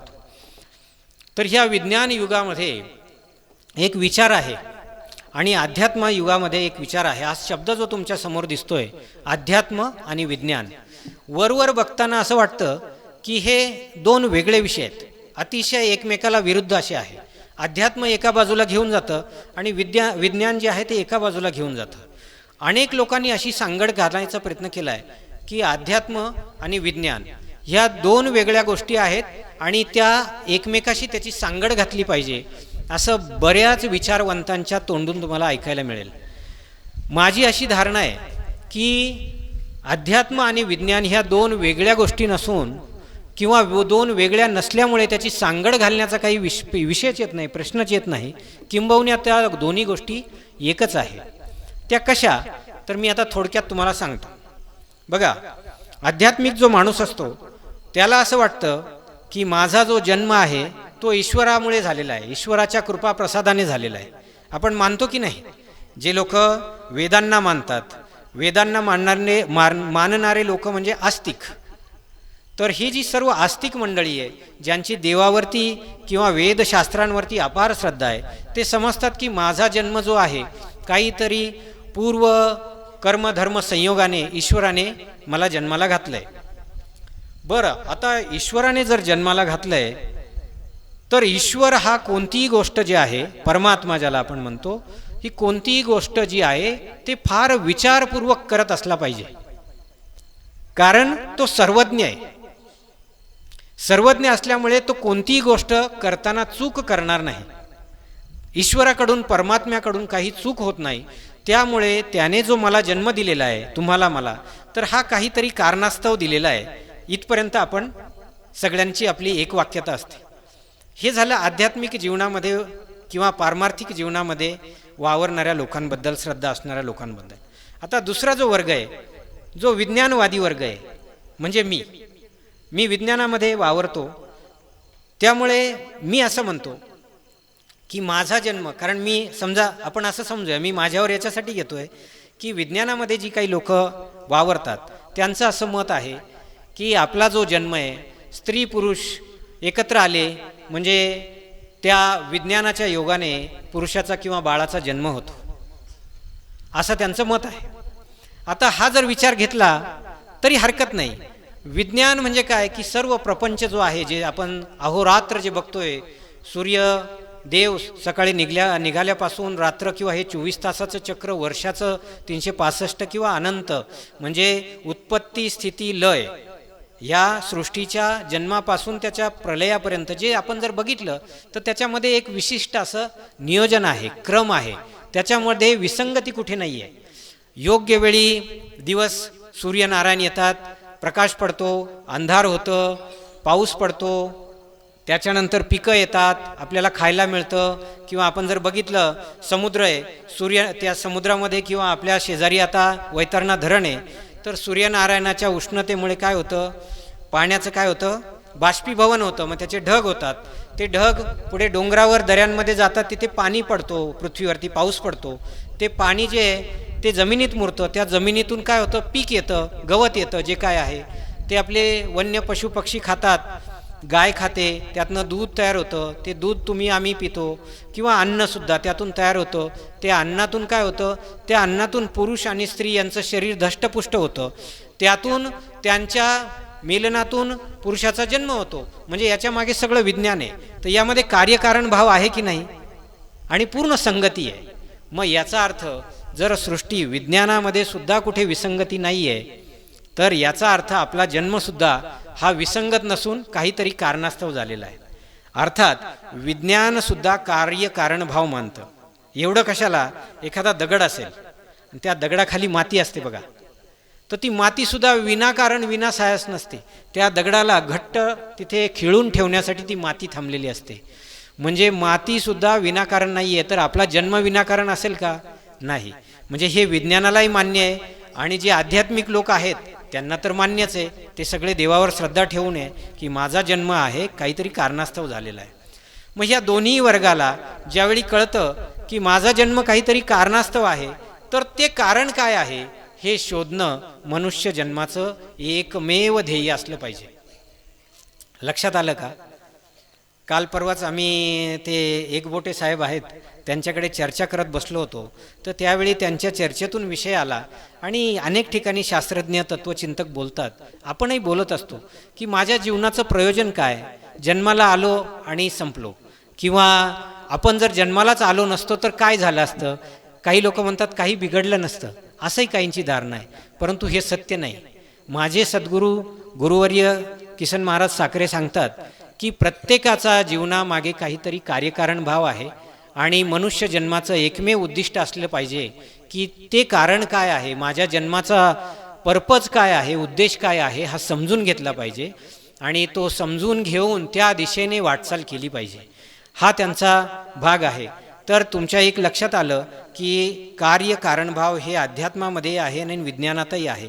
किंबहुना विज्ञान म्हणजे विशेष ज्ञान, अध्यात्म म्हणजे अधिआत्मन. अधिआत्मन म्हणजे काय की आत्म्याचं ज्ञान. अध्यात्म म्हणजे आत्म्याचं ज्ञान. आत्म्याचं ज्ञान म्हणजे स्वस्वरूपाचं ज्ञान, मी कोण आहे याचं ज्ञान. आणि विज्ञान म्हणजे जो शब्द लागलेला आहे, म्हणजे ज्ञानाला ज्यावेळी हा शब्द सुरुवातीला लागतो त्यावेळी विज्ञान शब्द तयार होतो. या वीचे दोन अर्थ आहेत. विपरीत ज्ञान, वी म्हणजे विपरीत ज्ञान, म्हणजे वी म्हटलं का विरोध तयार होतो, रोध विरोध, तर त्या पद्धतीने विपरीत ज्ञान. अध्यात्माच्या विरुद्ध जे काही आहे, आत्म्याच्या विरुद्ध जे काही आहे किंवा त्याच्या विपरीत काय आहे, हे सगळं विज्ञान झालं. हा एक अर्थ. दुसरा अर्थ असा आहे, आणि ती कोणती गोष्ट आहे आत्म्याच्या विरुद्ध किंवा विपरीत, म्हणजे की अगदी पंचमहाभूतांपासून पृथ्वीपर्यंत जी काही निर्मिती आहे ती सगळी विपरीत ज्ञानामध्ये येते, त्यालाच विज्ञान असं म्हणतात. किंवा दुसरी गोष्ट अशी आहे की विशेष ज्ञान, म्हणजे हा पहिला मी सांगितलेला अर्थ, आणि ह्या अर्थाला माऊली काय म्हणतात की ह्या प्रपंचाला, म्हणजे जन्म मृत्यू हा सगळा संसार, ही पृथ्वी आणि जे सगळे विषय आहेत, याच्यावरती जर सत्यत्व बुद्धी ठेवली, म्हणजे यालाच जर तुम्ही सत्य मानलं, हेच जर खरं मानून बसलात, तर मग त्याला म्हणायचं अज्ञान. तर त्याच्या अनेक गोष्टी आहेत, आपल्या वेळ प्रसंगानुसार सांगू, परंतु विशेष ज्ञान हा मला इथे गृहीत असलेला किंवा अभिप्रेत असलेला अर्थ आहे. विशेष ज्ञान म्हणजे काय? विशिष्ट. सामान्य ज्ञान स्वतःला असतं. जसं आता बघा, मी आहे, सकाळी आपण ज्यावेळी उठतो तर त्यावेळी आपल्याला कळतं की मी आहे, म्हणजे जिवंत आहे, असं आपल्याला वेगळं काही म्हणायची गरज नाही, परंतु आपल्याला मी आहे, मी जेवतो, मी खाल्लं, हे माझं आहे, असं आपण म्हणत असतो. म्हणजे माझं माझं किंवा मी म्हणणं हे सामान्य ज्ञान आहे. परंतु जेव्हा याचं विशेष ज्ञान होईल की हा मी म्हणणारा कोण आहे, जसं आता मी इथे म्हणेल की मी बोलतोय, हे सामान्य ज्ञान. तुम्ही म्हणाल की मी ऐकतोय, हे सामान्य ज्ञान. पण त्याच्या मागे जाऊन जर थोडा विचार केला की मी बोलतोय म्हणजे कोण बोलतोय, हा जो बोलणारा आहे तो नेमका कोण आहे, किंवा तुम्ही आता इथे बसलेला आहात, आपण थोडं जर विचारमग्न झालो, एकट्याने विचार केला की हा ऐकतोय, हा ऐकणारा नेमका कोण आहे, याच्यामध्ये हे जर विशेष ज्ञान झालं, ऐकणाऱ्याचं, बोलणाऱ्याचं, काम करणाऱ्याचं, खाणाऱ्याचं, पिणाऱ्याचं, हा देह धारण करणाऱ्याचं जर विशेष ज्ञान झालं, तर त्यालाच विज्ञान असं म्हणतात. हा माझा इथे अभिप्रेत असलेला अर्थ आहे. म्हणून अध्यात्म आणि विज्ञान हे वेगळे नसून ते काय आहे, एकच आहे. ही माझी म्हणजे माझा निश्चय आहे, ही माझी धारणा आहे. तरीसुद्धा भगवान श्रीकृष्ण ज्याप्रमाणे अर्जुनाला सांगतात की विज्ञान जेव्हा कळेल तेव्हाच ज्ञान कळेल, किंवा पुढे जाऊन ज्ञानेश्वर माऊलीसुद्धा सांगतात की जेव्हा तुला हे सगळा प्रपंच कसा चालतो, हा देह म्हणजे नेमकं काय आहे, या देहामध्ये कोण आहे, हे जेव्हा कळेल त्यावेळी तुला ज्ञान कळेल. म्हणजे विज्ञान जेव्हा संपेल तेव्हा ज्ञानाची सुरुवात होईल, किंवा विज्ञानाचे सकल आकलन ज्यावेळी होईल त्यावेळी तुला ज्ञान कळेल. तर याची जी काही रूपरेषा आहे त्याकडे आता आपण जाऊया. आणि म्हणून आता तो विषय आहे कोहम. कोहम याचा अर्थ मी कोण. विषय फार गहन आहे, क्लिष्ट पण आहे, परंतु अतिशय महत्त्वाचा विषय. काय असतं की असे विषय आपल्याला ऐकण्याची सवय नसते. बऱ्याचदा कथा कीर्तनकार आपल्याला जे काही सांगतात वगैरे, मनोरंजनाच्या दृष्टीने असेल किंवा ज्ञानाच्या दृष्टीने असेल, ह्या ज्ञानाच्या विषयाला हात घालणं फारसं होत नाही. परंतु मला असं वाटतं आणि माझी अशी खात्री आहे की प्रत्येकाला समजण्याची ही बुद्धी आहे. अगदी पशुपक्ष्याला सुद्धा आहे, तर मानवाला का नाही? बघा, आपण जर ठरवलं तर आपण कितीही जेवण करू शकतो. म्हणजे अगदी पोट भरोस तर आपण जेवण करू शकतो. आणि आपण जर ठरवलं, मानवाने जर ठरवलं की मला आज निर्जला एकादशी करायची आहे किंवा मला निरंकार उपवास करायचा आहे, तर आपण करू शकतो की नाही? करू शकतो. आज अनेकांनी केला आहे. म्हणजे मनुष्य ह्या सर्व प्राणी मात्रांमध्ये एक वेगळेपण आपलं असं आहे की आपल्याला एक वेगळी बुद्धी आणि एक वेगळा निश्चय जो आहे तो इतर प्राण्यांपेक्षा दिलेला आहे. प्राण्यांनी जर ठरवलं तर प्राणी हे करू शकत नाही. त्यांना जर करायची वेळ आली तर ती त्यांच्या नाईलाजास्तव त्यांना अन्नत्याग करावा लागेल. परंतु आपण ठरवून अन्नत्याग करू शकतो किंवा ठरवून अन्न ग्रहण करू शकतो. आपण ठरवून घरी थांबू शकतो किंवा ठरवून आपण कथा कीर्तनाला जाऊ शकतो. आणि हे जर ठरवून करू शकतो तर मी कोण आहे या विषयाचं चिंतनसुद्धा आपण करू शकतो. त्यासाठी कुठल्याही शिक्षणाची मर्यादा नाही, कुठल्याही अभ्यासाची मर्यादा नाही, वयाची मर्यादा नाही, किंवा स्त्री पुरुष असा वेगळा भेदभाव करण्याची मर्यादा नाही, हे सगळ्यांसाठी आहे. म्हणून हा एक वेगळा प्रयास या ठिकाणी होताना तुम्हाला दिसेल. बघा, मी कोण हा विषय, एक गोष्ट सांगतो मुलांसाठी. एक मूर्तिकार असतो, म्हणजे मूर्त्या घडवतो, माहिती आहे ना तुम्हाला.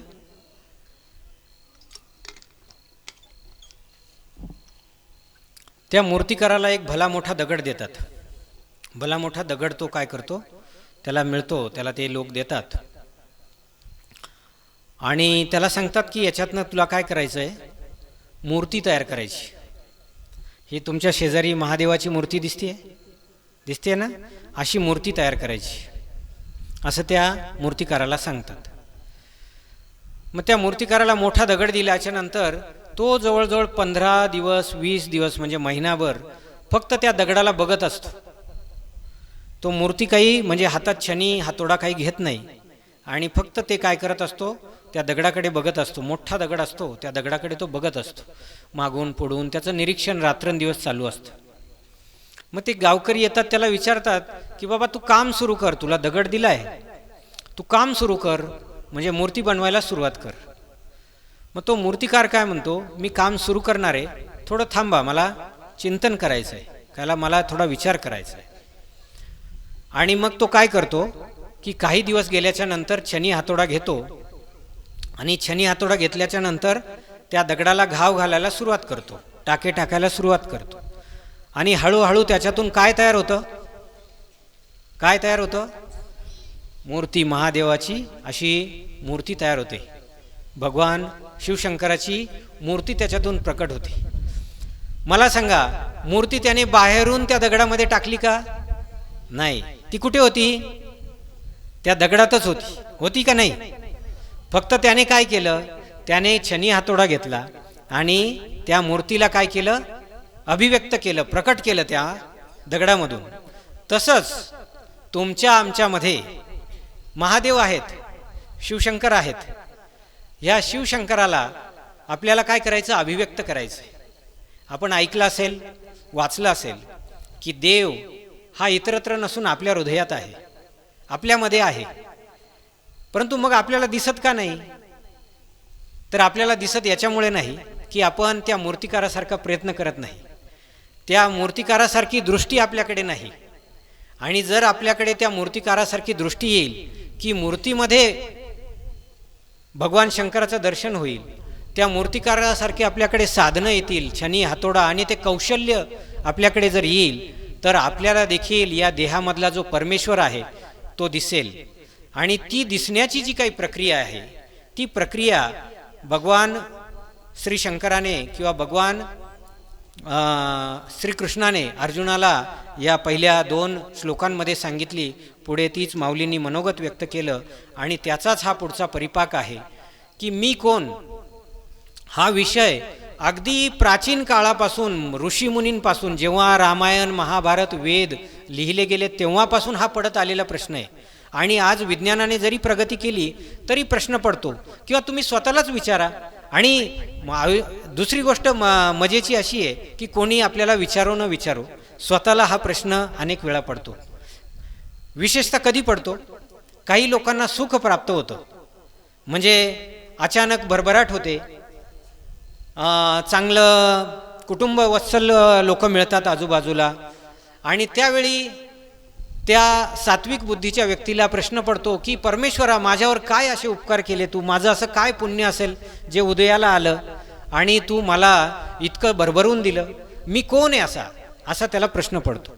याच्या विरुद्ध काही लोकांना असा प्रश्न पडतो की माझ्यावर संकट आलं, घरामध्ये काहीतरी घटना घडली किंवा काही आर्थिक नुकसान झालं, व्यावसायिक नुकसान झालं, होत्याचं नव्हतं झालं, त्यावेळी प्रश्न पडतो की नेमकं आपण कोण, किंवा आपल्याला कोणीतरी दुखावतं आणि त्यावेळी आपल्याला असे प्रश्न पडतात.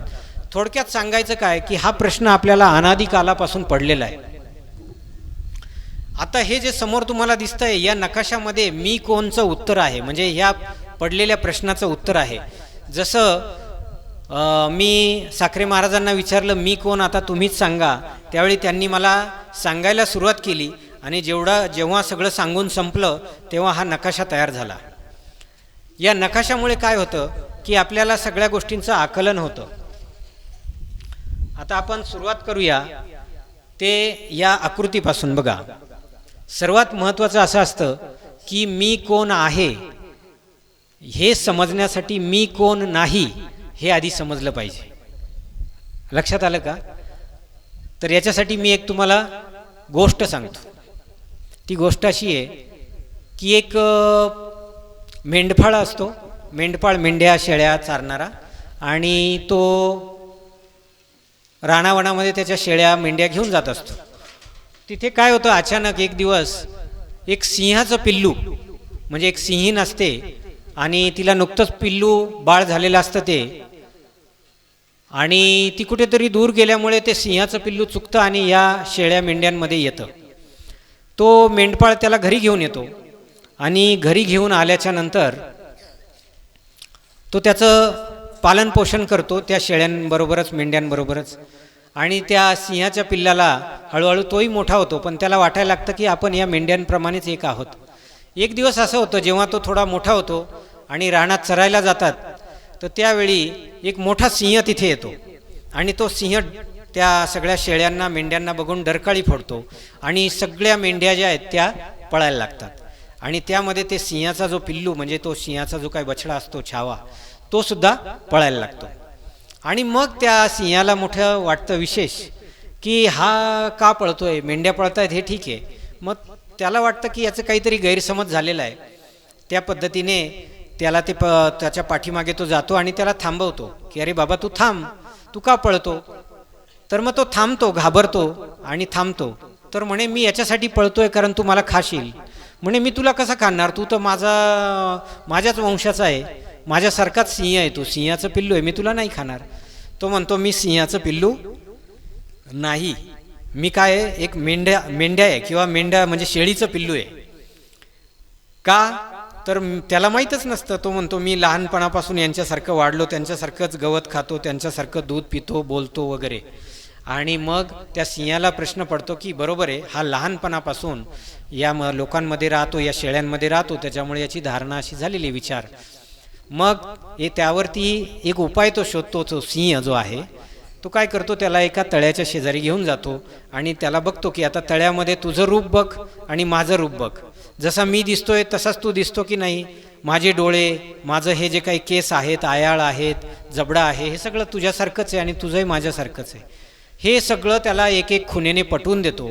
आणि पटल्याच्या नंतर तो सिंहाचं जे पिल्लू आहे त्याला लक्षात येतं की आपण शेळी नाही, उगाचच इतक्या दिवस आपण काय केलं, शेळ्यांमध्ये राहिलो, आणि म्हणून आपल्याला तसा विचार पडला. आणि तो एक डरकाळी मारतो, मोठी डरकाळी फोडतो.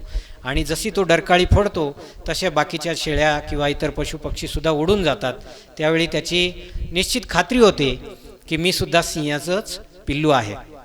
त्याचप्रमाणे मनुष्य जो आहे, आता इथे हे झालं दृष्टांत. याचा सिद्धांत असा आहे की आपलासुद्धा अनंत जन्म झालेले आहेत, अनंत जन्मांचा आपला फेरा आहे. आणि त्यामुळे अनंत जन्माचे संस्कार आपल्यावर असल्यामुळे आपल्याला आपण भगवान परमेश्वरमय आहोत किंवा किंबहुना आपणच परमेश्वर आहोत, आपल्या हृदयात परमेश्वर आहे याची आपल्याला काय होते, खात्री होत नाही. आणि त्यामुळे आपण या देहालाच आपण समजायला लागतो, या शरीरालाच आपण समजायला लागतो. हे पुढे जे चित्र तुम्हाला दिसतंय यामध्ये काय सांगितलंय, पंचकोश, 5 आकडा दिसतोय आणि एक 3 आकडा दिसतोय. तर पंचकोश म्हणजे 5 आवरणं आपण आपल्या देहावरती ठेवलेले आहेत. आणि 3 देह म्हणजे 3 प्रकारचे देह जे आहेत, जे तुम्हाला आता दिसतंय माझं शरीर किंवा आपल्या सगळ्यांचं, त्याला आपण स्थूल शरीर म्हणतो, डोळ्याने दिसणारं. त्याच्या आतमध्ये एक शरीर आहे, ते म्हणजे मन, चित्त, बुद्धी, अहंकार. हे आपल्याला दिसतं का? एकमेकाचं मन आपल्याला दिसतं का? नाही दिसत. त्याला सूक्ष्म शरीर म्हणतात. आणि त्याचं सुद्धा मागे आणखीन एक कारण शरीर आहे, त्याचं आपण चर्चा करणार आहोत. कारण शरीर, सूक्ष्म शरीर आणि त्यावरती कोणतं शरीर, स्थूल शरीर, असे 3 शरीराचे आपले भाग आहेत. ज्यावेळी मनुष्य देह ठेवतो, एखादा व्यक्ती आपला देह ठेवतो, म्हणजे काय होतं की त्याचे प्राण थांबतात आणि मग त्याला शेवटी अग्निसंस्कार केले जातात. परंतु त्याचं सूक्ष्म शरीर मरत नाही. त्याचं कारण शरीर मरत नाही. ते सूक्ष्म शरीर जे आहे ते दुसऱ्या शरीराच्या शोधामध्ये, दुसऱ्या जन्माच्या, आपल्याकडे त्याच्यावरती भरपूर शास्त्राने सांगितले आहे, तर त्याचा आपण विचार करणार आहे. तर इथे नेती नेती नेती म्हणजे जे काय वेद आहेत, श्रुती आहेत, प्रमाण आहेत, ते सांगतात नेती नेती नेती म्हणजे नाही नाही नाही. 3 वेळा शब्द प्रयोग केलेला आहे. नेती नेती नेती म्हणजे नाही नाही नाही. तर तू जो आहे किंवा मी जो आहे, मी हा स्थूल शरीर नाही, मी हा सूक्ष्म शरीर नाही आणि मी कारण शरीर देखील नाही. म्हणजे त्याच्यात असं सांगितलं आहे की मी कोण आहे हे समजण्याच्या आधी मी कोण नाही हे जास्त चांगलं समजलं पाहिजे. आणि म्हणून नेती नेतीने सुरुवात झालेली आहे. मग हे समजण्यासाठी काहीतरी मानलं पाहिजे. आता जी लोक शाळेत जातात किंवा शाळेत गेलेली आहे त्यांना माहिती आहे, गणित सोडवताना क्ष मानला जातो. म्हणजे जर असा प्रश्न सांगितला की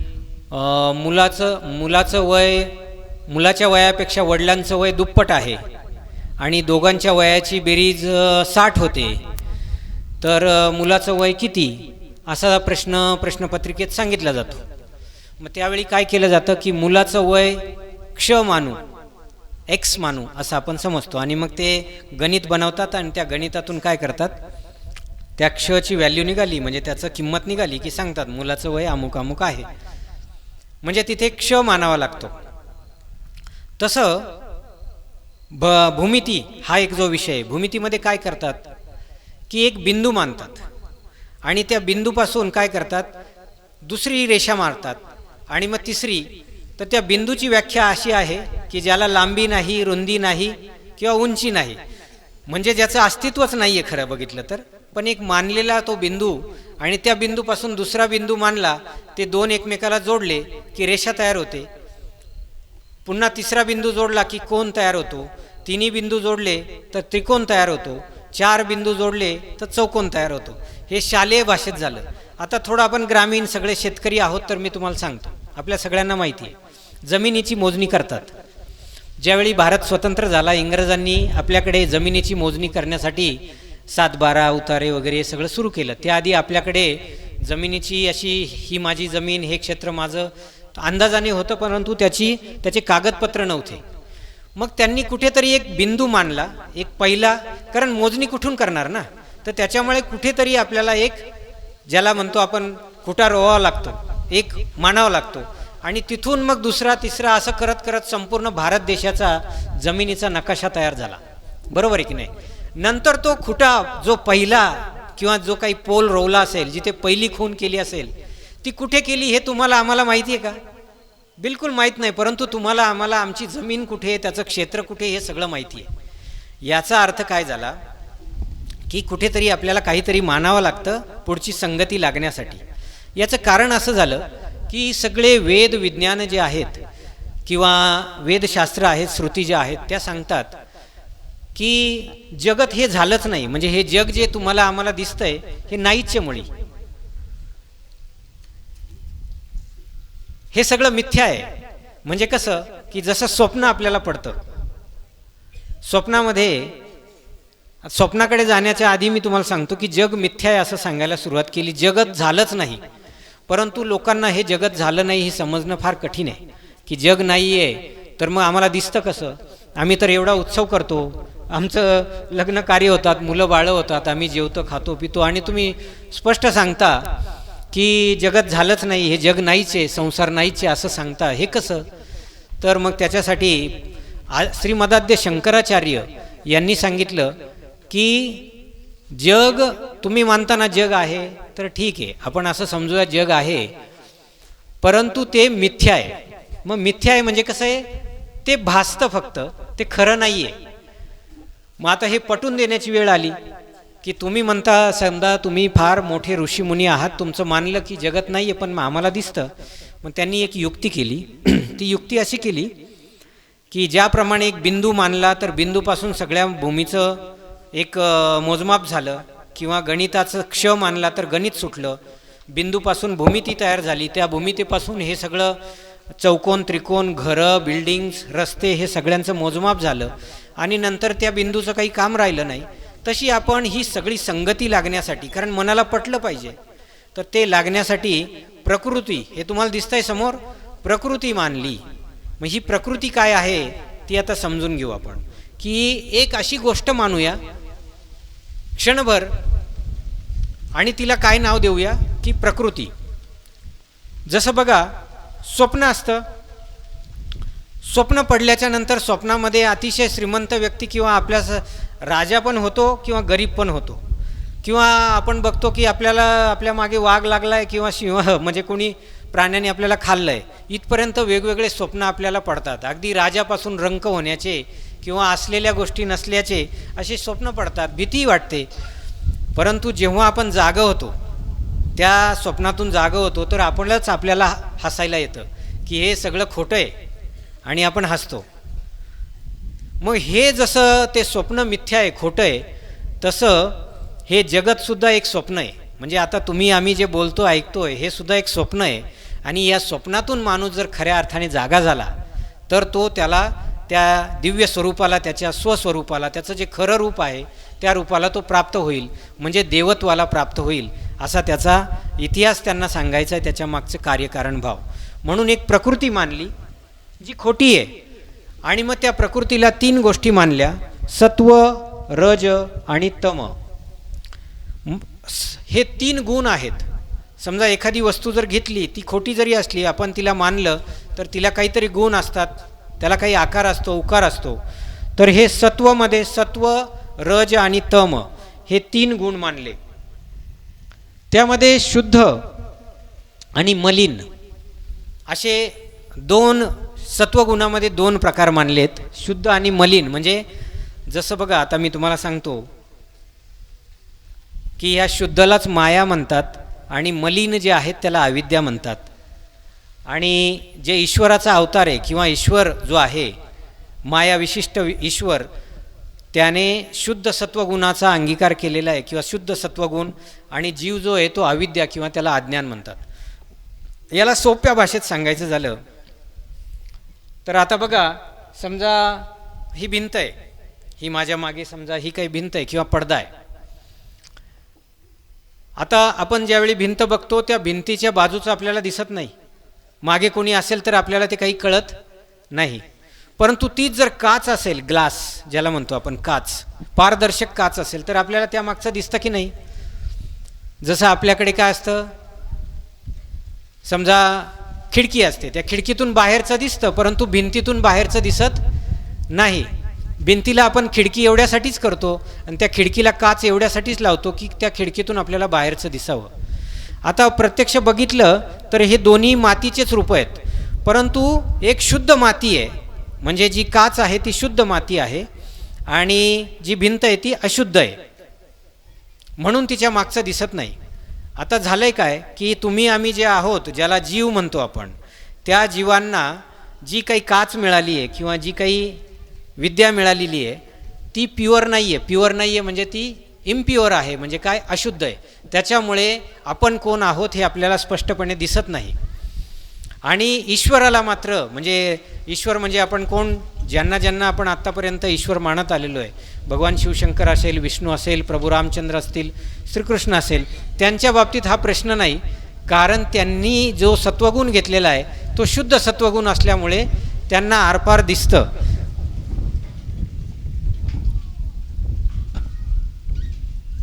असू द्या असू द्या, छान वातावरण तयार झालंय उलट.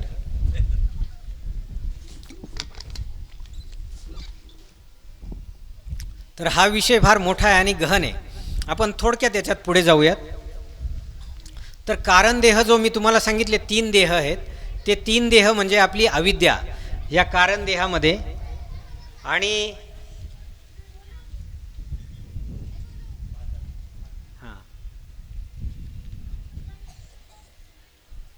ऐका मुलांनो, गडबड करू नका. आज हे तुम्हाला कळालं नाही तरी जेव्हा तुम्ही मोठे व्हाल त्यावेळी तुमच्या ह्या गोष्टी लक्षात येतील.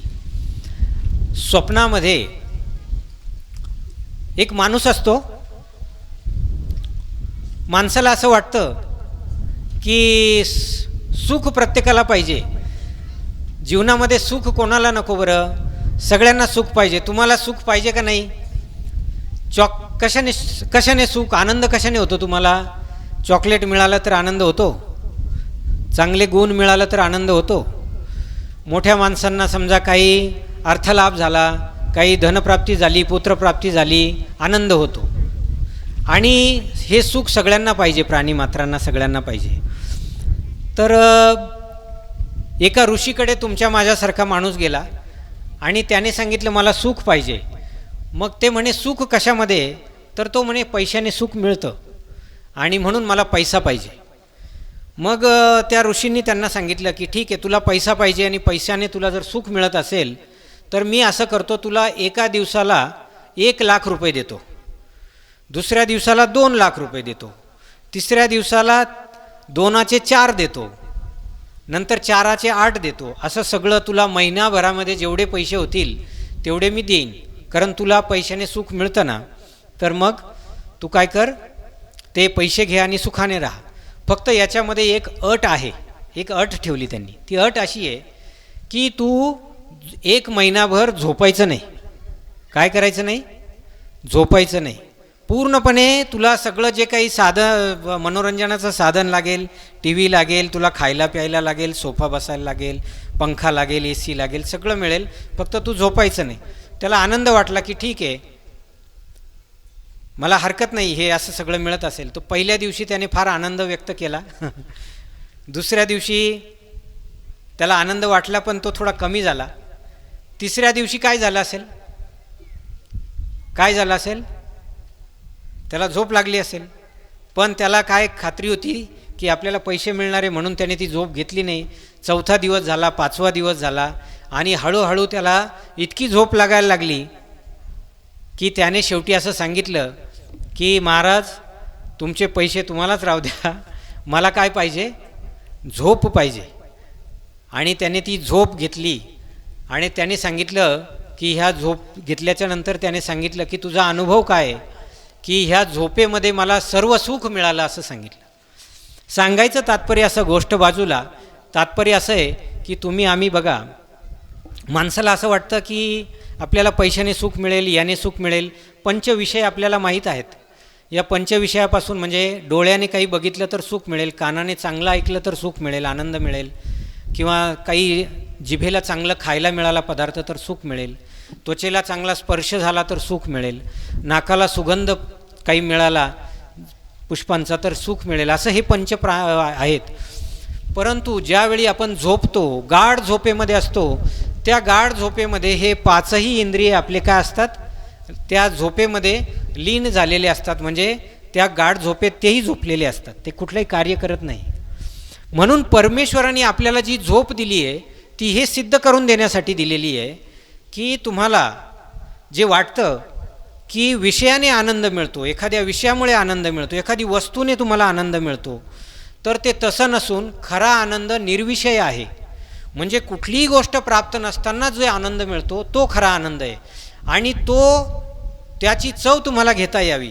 जसं आपण काहीतरी बाजारात गेलो आणि एखादा पेढा विकत घ्यायचा असेल तर आपण काय करतो, तो पेढेवाला जो आहे थोडासा पेढा आपल्याला चाखायला देतो किंवा आपण चाखून पाहतो आणि मग आपल्याला आवडला तर तो घेतो. तसं परमेश्वराने किंवा ह्या निसर्गाने आपल्याला झोप दिली आहे. ती झोप याच्यासाठी दिली आहे की माझ्या शेजारी मोठा काही घटना जरी घडली किंवा अगदी काही धर्मसंकट जरी आलं किंवा कोणी आपल्याला, समजा मी झोपलेलो आहे आणि मला कोणी त्या झोपेच्या अवस्थेमध्ये कोणी येऊन शिव्यासाप जरी देऊन गेला आणि सकाळी मला जर कोणी म्हटलं की अमुक अमुक एका व्यक्तीने तुम्हाला शिव्या दिल्या, तर मी सांगतो मला त्या काही माहीतच नाही, कारण मी झोपलेलो होतो. म्हणजे झोपलेलो असताना तुम्हाला आनंद जो असतो तो एकदम निर्विषय आनंद असतो, म्हणून तुम्हाला झोप दिलेली आहे. तसाच दुसरा जो विषय आहे तो आहे स्वप्नाचा. स्वप्न माणसाला का दिलं? स्वप्न माणसाला याच्यासाठी दिलं की हे जगत आपल्याला जे दिसतं हे खरं वाटतं. तसंच ज्यावेळी आपल्याला स्वप्न पडतं त्या स्वप्नामध्ये, आलं का लक्षात, त्या स्वप्नामध्ये आपल्याला ज्या वस्तू दिसतात त्या खऱ्या वाटतात की नाही? जोपर्यंत आपण स्वप्नामध्ये आहे तोपर्यंत आपल्याला त्या सगळ्या वस्तू काय वाटतात? खऱ्या वाटतात, परंतु एकदा का स्वप्न संपलं, आपण एकदा का जागे झालो तर ते स्वप्न खोटं वाटतं. आणि त्याची अनुभूती आपल्याला यावी, हे जगसुद्धा स्वप्नासारखं खोटं वाटावं म्हणून आपल्याला ईश्वराने काय केलेलं आहे, स्वप्न दिलेलं आहे. आणि तिसरी जी गोष्ट दिलेली आहे ती जागृत अवस्था. आता मी काय घेतलं, धावतं घेतलं. आता ह्या सगळ्या गोष्टी सांगायला बराच वेळ लागेल, परंतु त्या सगळ्या विस्ताराकडे न जाता मी आता ह्या 3 अवस्था तुम्हाला एकदम सांगितल्या. आणि तिसरी जी वस्तू आहे ती जागृतीची. आता आम्ही जागृत आहोत. जागृती अवस्थेमध्ये आपल्याला ऐकायला येतं, कानाला बघायला मिळतं, आपण बरेचसे कार्य करतो. तर हे जसं होतं आणि आपण एखाद्या स्वप्नाकडे कसं की ते खोटं असल्यासारखं ज्यावेळी त्याच्याकडे बघून हसतो, तसं आपल्याला जागृती अवस्था अशी यासाठी दिलेली आहे की हे सुद्धा एक स्वप्न आहे आणि खऱ्या अर्थाने तुम्ही जागृत व्हाल तर तुम्ही देवत्वाला प्राप्त व्हाल असा त्याचा अर्थ आहे. आणि ह्या सगळ्या गोष्टी अनित्य आहे. म्हणजे कोणत्या, आपण 3 अवस्था कोणत्या कोणत्या सांगितल्या तुम्हाला. जाग येते आपल्याला, जागृती अवस्था, स्वप्न अवस्था आहे, सुषुप्ती म्हणजे झोपेची अवस्था आहे. या रात्रंदिवस बदलतात, त्या बदलत असतात. त्याचप्रमाणे आपण काय होतो, लहान असतो, मोठा होतो, हे सुद्धा बदलतं. तसेच आपल्याला जे काही वेगवेगळे ज्ञान होतात ते सुद्धा बदलतात. परंतु एक जी गोष्ट आहे खऱ्या अर्थाने ती बदलत नाही, ते म्हणजे ज्ञान, ते म्हणजे सत्य, ते म्हणजे ईश्वर ज्ञान. आता तो सांगायला गेला तर मोठा विषय आहे, म्हणून आपण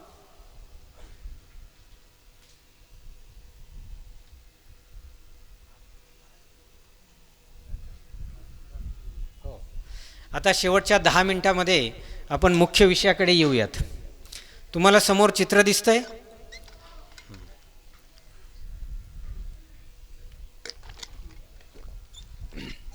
या चित्रामध्ये तुम्हाला काय दिसतंय, स्वतःशीच विचार करा तुम्ही.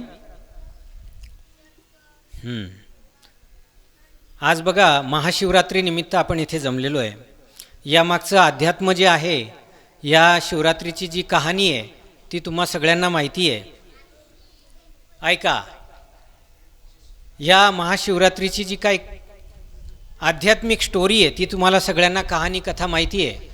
असा एक समज आहे किंवा अशी एक कथा प्रचलित आहे की या दिवशी भगवान शिवशंकर आणि माता पार्वती यांचा विवाह झाला. दुसरी एक कथा अशी प्रचलित आहे की या रात्रीला शिवशंकराने तांडव नृत्य केलं. आणि अजूनही काही प्रथा ज्या आहेत, कथा आहेत, त्या प्रचलित आहेत, त्या तुम्हाला सगळ्यांना माहिती आहे. परंतु याच्या मागचं विज्ञान काय आहे हे सुद्धा समजून घ्यायला पाहिजे. म्हणूनच जो आपण विज्ञानातून अध्यात्माकडे हा विषय घेतला की हे संपूर्ण ब्रह्मांडाची एक स्थिती आहे. सूर्य, चंद्र, पृथ्वी, इतर ग्रह हे सगळे वेगवेगळ्या रेषेत वेगवेगळ्या कक्षेमध्ये फिरत असतात.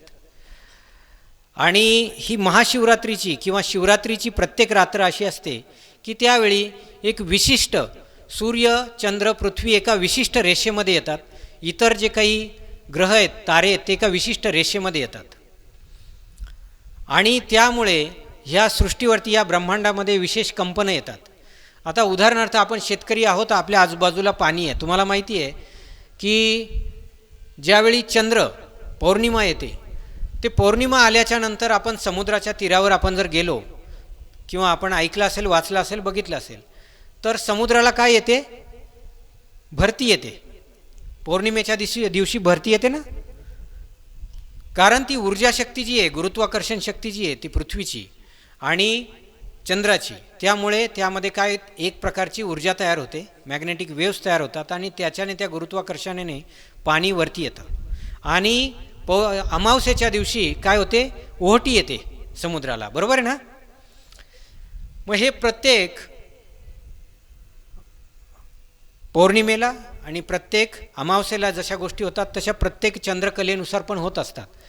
तर प्रत्येक महिन्यामध्ये ही शिवरात्री असते. परंतु आजची ही शिवरात्री विशेष आहे की आजच्या शिवरात्रीमध्ये एक विशिष्ट रेषेमध्ये ह्या सगळ्या ग्रहचंद्रांची, ग्रह ताऱ्यांची एक प्रकारची नियोजन असं असतं, एका स्थितीमध्ये ते येतात आणि त्यामुळे प्रचंड ऊर्जा एक प्रकारची तयार होते.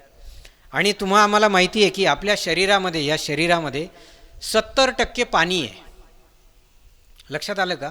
आपल्या शरीरामध्ये इतर 30% फक्त इतर अवयव आहेत, हाडं असतील किंवा ती स्किन असेल बाकीचे, परंतु बाकीचा पाणी जे आहे ते आपल्या शरीरामध्ये 70% आहे.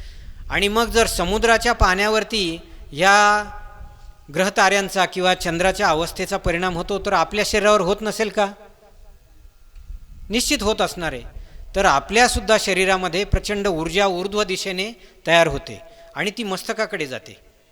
आणि म्हणून अशी प्रथा आहे की महाशिवरात्रीला जागरण करायचं असतं.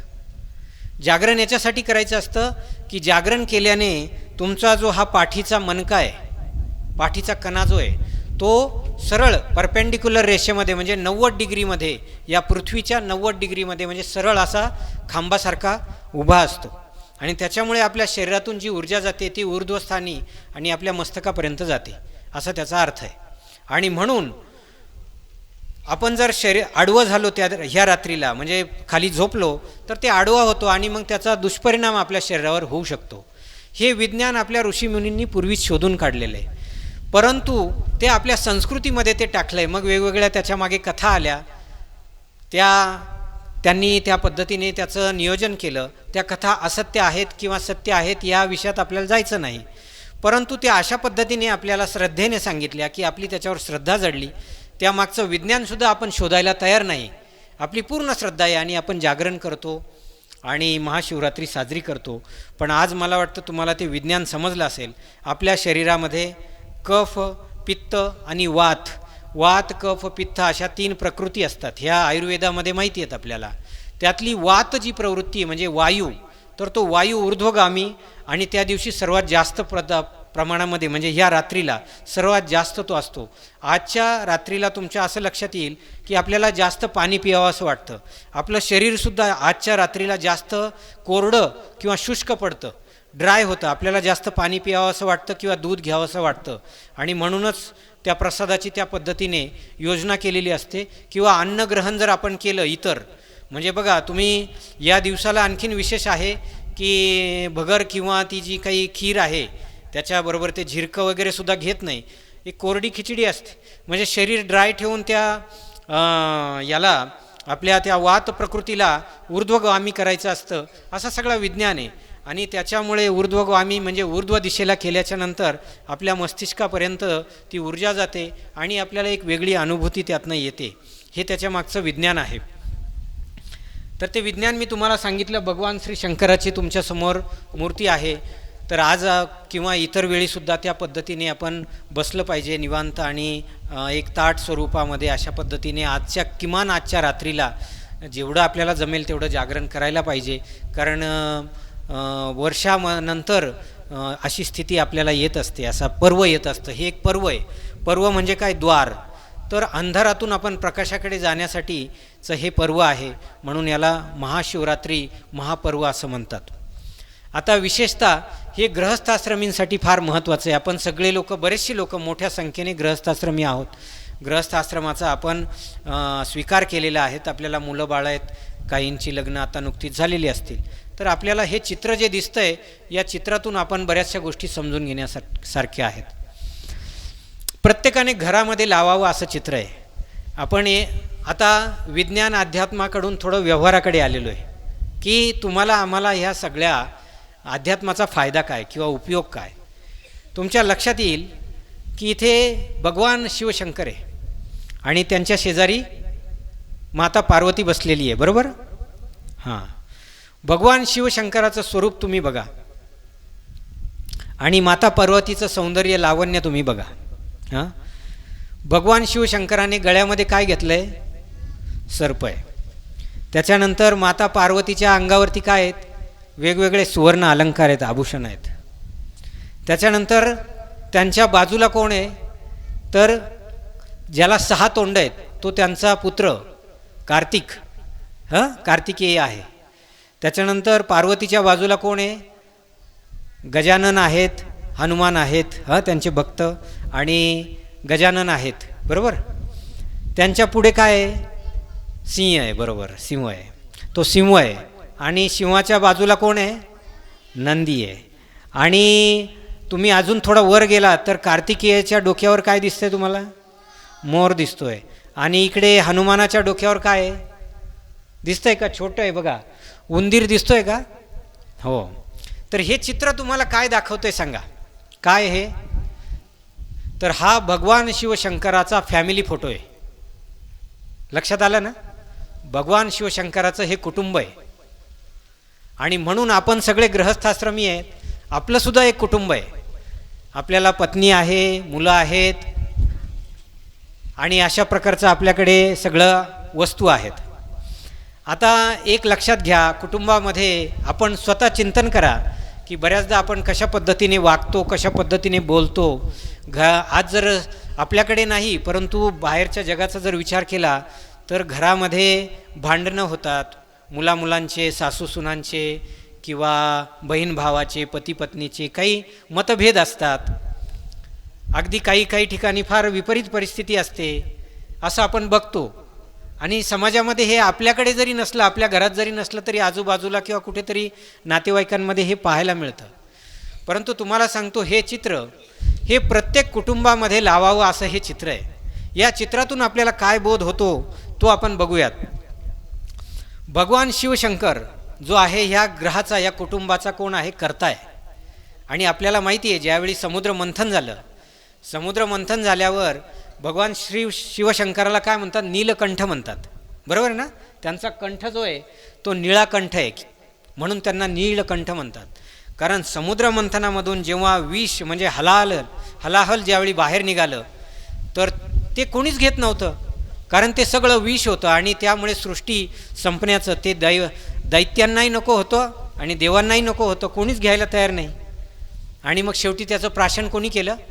सगळे कोणाकडे गेले? शिवशंकराकडे गेले. आणि त्यांनी ते काय केलं? घेतलं, पिलं ते विष, आणि ते त्यांच्या कंठामध्ये त्यांनी थांबवलं. आणि म्हणून तो त्यांचा जो गळ आहे, जो कंठ आहे, तो निळा पडला, म्हणून त्यांना नीलकंठ म्हणतात. तर कर्ता पुरुष जो असतो घरामध्ये, सांगायची गोष्ट अशी आहे की कर्ता पुरुष जो असतो हा नेहमी काय करतो की संकट जे आहेत घरातली, किंवा ज्या काही वाईट गोष्टी आहेत, ह्या तो स्वतःवर घेतो. घरातल्या इतर सदस्यांना तो बाधा पोचू देत नाही. त्यांच्यापर्यंत ती गोष्ट जी काही असेल, वाईट साईड जे काही त्यांच्यावर संकट असेल, ते जाऊ देत नाही. आणि तोच खरा कर्ता पुरुष असतो. आणि आपणही बघतो की आपल्या कुटुंबांमध्ये तसे कुटुंबवत्सल लोक आहेत. तर भगवान श्री शंकराच्या गळ्याभोवती काय आहे? नाग आहे, सर्प आहे. तर सर्प म्हणजे काय? ती ऊर्जा आहे. परंतु ती ऊर्जा त्यांनी कुठे? कंठाशी ठेवलेली आहे. आणि त्याच्यामध्ये तो सर्पाला क्रोध पण असतो, परंतु त्याला त्या मायेने, प्रेमाने त्यांनी कंठाभोवती ठेवलं आहे. आणि त्याच्याच बाजूला तुम्हाला काय दिसतंय? काय दिसतंय? मोर आहे. मोर आणि सर्पाचं काय आहे तुम्हाला माहिती आहे? कसं विळ्या भोपळ्यासारखं. म्हणजे सर्प जे आहे, मोर जो आहे तो सर्पाला खातो किंवा मारतो. ते एकमेकाचे शत्रू आहेत. परंतु इथं तुम्हाला शत्रू म्हणून दिसत आहेत का? नाही. त्याच्यानंतर सर्प आणि उंदीर, म्हणजे उंदीर मामा काय आहे? तो याचं वाहन आहे. कोणाचं? गणपतीचं. आणि सर्प हा काय करतो? उंदराचा शत्रू. आणि उंदराचा शत्रू कोण? सर्प. इथे तुम्हाला विरुद्ध वाटत आहेत का? ते नाही. त्याचप्रमाणे सिंहाचं भक्ष्य काय आहे? नंदी. म्हणजे बैलांना किंवा प्राण्यांना सिंह मारतो की नाही? हां. इथे काय वाटतंय तुम्हाला? मारतोय का तो? नाही. हां, एकमेकाचे. त्याच पद्धतीने म्हणजे एकमेकाचे जे शत्रू आहेत ते किती मित्रत्वाने एकमेका शेजारी आहेत का नाही बसलेले, प्रेमाने, कुटुंबवत्सल आहे की नाही? हां. आणि त्याचबरोबर तुम्ही बघा, आता घरामध्ये बऱ्याचदा काय होतं, एखादा मुलगा आपला कमी जास्त बोलतो, किंवा मुलगी, किंवा काय दिसायला कोणीतरी चांगलं नसतं, किंवा काहीतरी व्यंग असतं, किंवा काहीतरी त्याच्या मनस्थिती बरोबर नसते, तर आपण त्याला नावं ठेवतो किंवा काहीतरी बोललं जातं. परंतु तुमच्या इथं लक्षात येईल की ज्याला 6 तोंड आहेत तो सुद्धा पुत्र त्यांना प्रेमवत आहे, त्यालाही प्रेम करतात. आणि ज्याला हत्तीचं तोंड आहेत आणि प्रचंड मोठं एखादा आपल्या घरामध्ये किंवा एखादी मुलगी शरीर वाढलं, कमी जास्त झालं, तर त्याला अनेक लोक नावं ठेवतात. परंतु इथे नावं ठेवताना कोणी तुम्हाला दिसतंय का? नाही. भगवान गणेशाचं जे काही उदर आहे ते मोठं लंबोदर आहे, त्याला गजानन म्हणजे त्याची जी काही सोंड आहे ती हत्तीची आहे. असं सगळं विचित्र सगळं स्वरूप असताना देखील, असा सगळा विपर्यास किंवा विभिन्नता असताना देखील किंवा दिसत असताना देखील सर्व कसे राहिलेत? प्रेमाने राहिलेत, अतिशय वात्सल्याने राहिलेले आहेत. माता पार्वती अतिशय सुंदर आहे, त्या मानाने भगवान शिवशंकराचा अवतार जर तुम्ही किंवा त्यांचं जर राहणीमान बघितलं की गळ्यामध्ये त्यांचे वेगवेगळे ते कवट्यांच्या माळा असतात किंवा भस्म सगळं अंगाला लावलेलं असतात आणि एक वाघाचं कातडं त्यांनी गुंडाळलेलं असतं आणि त्यांचा निवास कुठे असतो? तर स्मशानभूमीत असतो. परंतु तरी देखील कुठलेही मातेची, आपल्या माता पार्वतीची त्यांच्याबद्दल तक्रार नाही, तक्रार ही नाही आहे. किंबहुना त्यांना त्यांच्याबद्दल आदर आहे, तो आपल्याला ह्या चित्रातून दिसतो. तर इथे आपण आजच्या ह्या महाशिवरात्रीच्या दिवशी एक आपण मनाशी असा निश्चय करूयात की कुटुंबामध्ये आपण कसेही असलो, कोणाची कितलेही गुण असले आणि दुर्गुण असले, तर ते गुण आणि दुर्गुण यांचा अंगीकार करून आपण प्रेमाने राहावं. आणि म्हणून अशा प्रकारची एखादी प्रतिमा घरामध्ये आपण लावता आली आणि नाही घरात लावली तरी आपल्या हृदयामध्ये जर आपण साठवून ठेवली आणि ज्यावेळी आपण एकाला दुसऱ्याशी काहीतरी वागत असतो, बोलत असतो, त्यावेळी ह्या भगवान शिवशंकराच्या कुटुंबाचा विचार जर आपण केला तर निश्चित आपण खऱ्या अर्थाने त्यांचे गुणवैशिष्ट्य समजून घेतल्यासारखे होईल, त्यांचं मनोगत समजून घेतल्यासारखं होईल आणि ते आत्मसात केल्यासारखं होईल. आणि हे सगळे विरुद्ध एकमेकाचे शत्रू असले तरी एकमेकाच्या प्रेमाने तिथे राहत आहेत. त्याचं कारण काय की ते भगवान शिवशंकराच्या, महादेवाच्या वास्तव्यास ते आहे, त्यांच्या आजूबाजूला ते आहेत.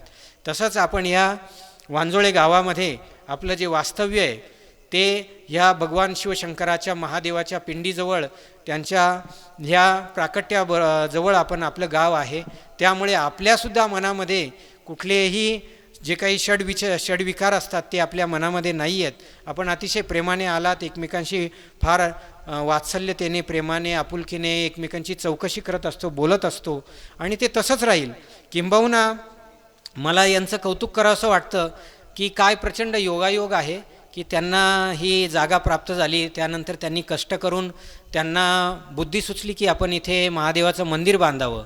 खरं हा पूर्वापार आपल्या या वांजोळे गावावरती महादेवाची ही कृपा पहिल्यापासून आहे.